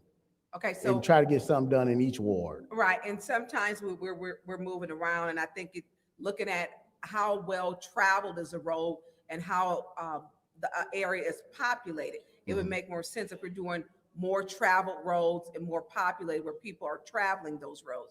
So Beecher Road, a mess. Beecher and Corona. Ballinger Road, the part that y'all didn't do. And I don't know what's going around these potholes because you getting the 6 inches dips, like you go around them after the road has been paved, which creates another issue. And that was a contractor that paved Ballinger right by, was it the Burger King? That's right there. And so if a road is, say today, a 5, or I'm sorry, 2 years ago was a 5, a heavy winter, that road might be a 9 or a 10 or 8. And that's an issue because the roads don't get better. And definitely we had a hard winter. So no one is out rating the roads with the PACER system for travel or safety. And what happens is that you try to put a list together because you try to, Are you short-staffed? not really short-staffed. We always can use more bodies, but you got to be able to have somewhere to, to place them too. Right. But no, we're not really just short-staffed. But what it is that, when you go by a list, you try to get what you've done on that list and you try to prepare for the next year as well. So you try to come up with a list for the next coming year as well. Okay. Okay. Well, I think we need to be telling our congressmen and women, our senators and our state reps, Flint needs money for paving every single street in Flint. I'm in agreement. Thank you. Any other discussion in the second round? Any other discussion in the second round? Any other discussion in the second round? This is the vote to send resolution 260110 to council. Dr. Lewis? Yes. Ms. Johnson? Yes. Ms. Priestley? Yes. Ms. Burns? Yes. Ms. Mashat? Yes. Mr. Pfeiffer? Yes. Mr. Jared? Yes. Mr. Al-Alamin? Vote is 8 yes, 0 no. The vote is 8 yes, 0 no. That will be sent to council. We have, next one is 26011, change order with Raymond Robeson LLC, fiscal year 2024 audit. I'll entertain a motion. Yes, ma'am.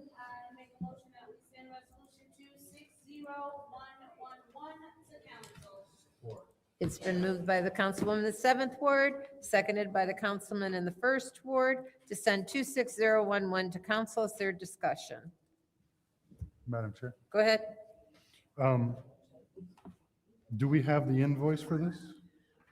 There's no backup on any of this. I don't know Davina's ill today. I haven't seen it. Mr. Moore, do you happen to know the answer about the change order for Raymond?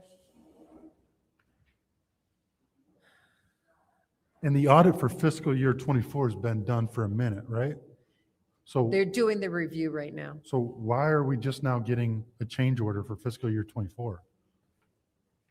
I can't answer it. Oh, The excuse me. invoices go to the clerk's office rather than, So when did we get this invoice? I think we just got it. So why are we just getting an invoice for fiscal year 24? I can't answer that question. I don't know. So Ms. Donahue is not here to answer any of those questions, and so she gets the, excuse me, she gets the invoices, and you don't see them, right? Yeah, I think so. Okay. Okay, so you have no idea, did you know that this invoice was out there, it was coming? I knew what was coming about a month ago. So what significant delays due to errors in the cities, because this is your tenure, so why are they billing us $63,000 saying that you weren't prepared? The 24 audit happened right after the hack. Right after what? Right after we had the cyber attack. Okay.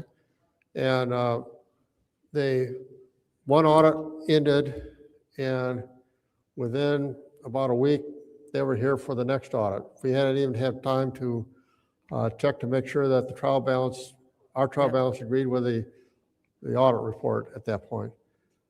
So, Mr. Moore, explain to me why so if there was a delay, I get a delay, so why did they expend, a delay should just be they couldn't do any work, so are we getting billed for their downtime? Or are they saying they had $63,000 of extra labor? I'm sure they did have some extra labor. We did have some extra, there was some extra work being done. Because 63,000 is basically, equivalent to a good portion of a full-time employee's salary for a year. So what did we, how do I'm trying to be polite, which is a first. Right. How did we add almost a 2,000 man hour, or I don't know what's their billing hourly rate, but how did we add $63,000 of extra work to their, that's quite a big number of hours, right? It is. There was, we had quite a bit of work to be done with the capital assets.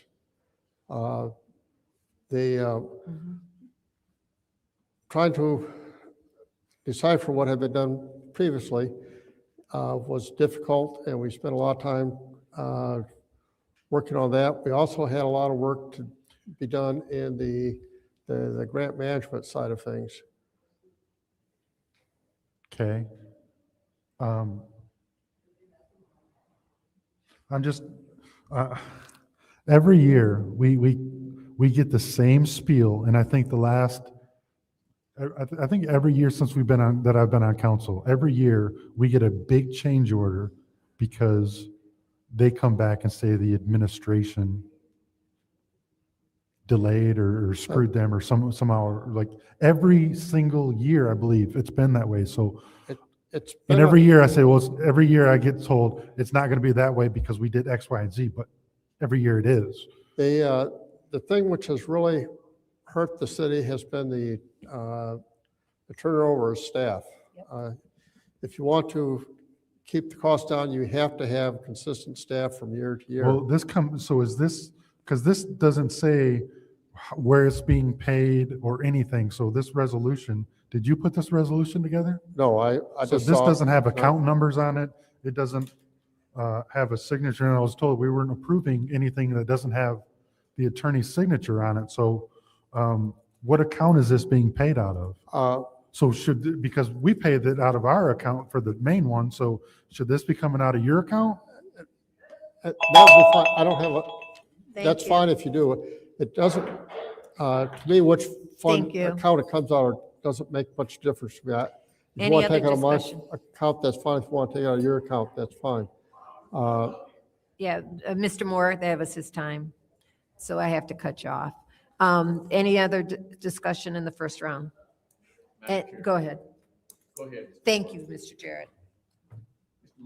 Go ahead and continue. I'm completed, I'm done. You were sharing that that it can come out of a different fund. Yeah, it doesn't, from my perspective, it doesn't make a difference whether it comes out of the finance department or the city council. You know, it comes out of the same fund and it ends up the same place, so it's okay. Either way. I don't know what account he wants it to come out of. I don't think it should come out of our budget, but I'm not voting for this without seeing that invoice, so I don't care. Mr. Moore, Yeah. Mr. Moore, still the question of the actual invoice itself. How do you go about getting us a copy of that? Yeah. Or who should be able to provide that copy? Is that the clerk? I assume that the clerk has that. I don't really know. I haven't seen it. Okay, Madam Chair, through you Yes. to Madam Secretary, if we can get a referral for the invoice associated with this resolution, please. I do know that when I first started hearing that this was coming, the auditors do have a portal where I can check this. I did check for the invoice, and when I did check, it wasn't there yet. So I don't know the. Yeah, and then for the sake of having the latitude to do other things with funding within the budget, I would ask Mr. Moore if you would send to Madam Clerk the account number that we can charge this additional $60,000 to. Yeah, And then we can provide. then we account can number. look to get that all squared away in whatever kind of amendment we need to do thereafter. I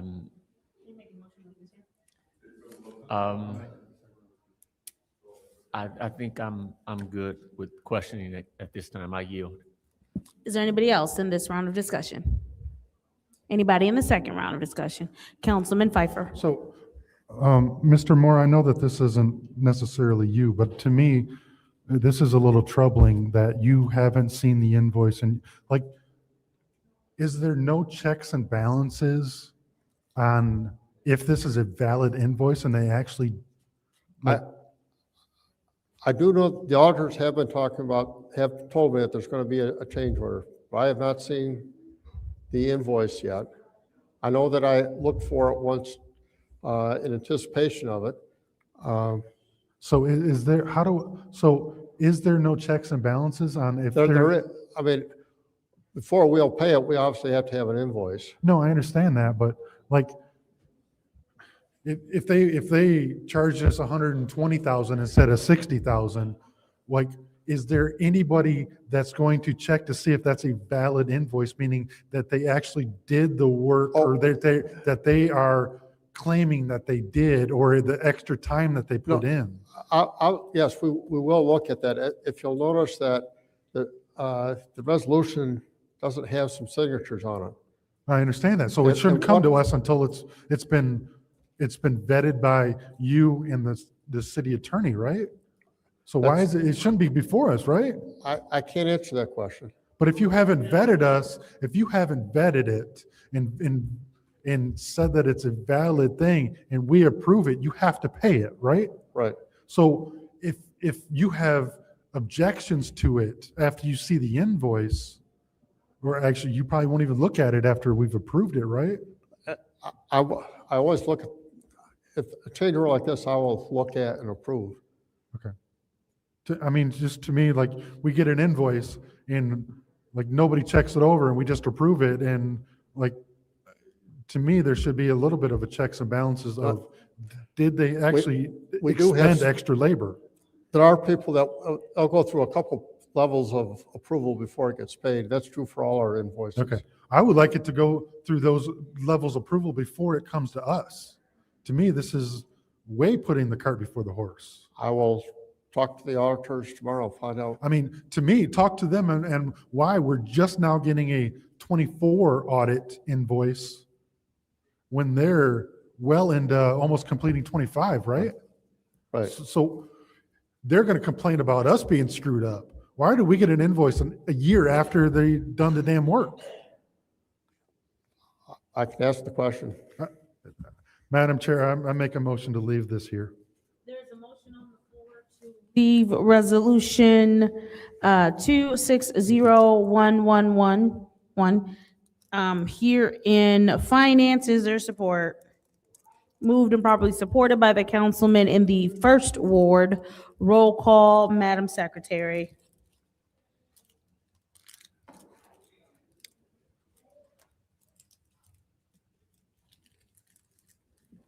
Ms. Johnson? Ms. Priestley? Ms. Burns is not in. Ms. Mashat? Yes. Mr. Pfeiffer? Yes. Mr. Jared? Yes. Mr. Alamin? Dr. Lewis She's in the back. is not in. 6 yes, 0 no. The vote is 6 yes, 0 no. Resolution 260111, which is the change order for Raymond Robson LLC 2024 audit, is staying here in committee.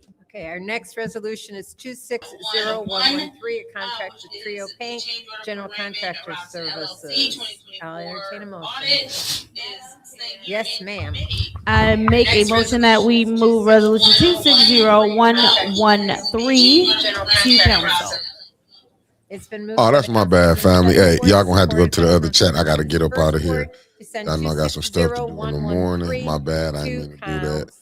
Y'all gonna probably Guys, have I'm to gonna- go to the I'm city whistling. I gonna gotta come ask you off, so I gotta please get to ready be- for the morning. keep it But down I over won't there. be Thank on in you the very morning much. and not the any afternoon. I'll see discussion in y'all the first Friday round? and we'll go back through Go this ahead. peace, family. I gotta get up out of here.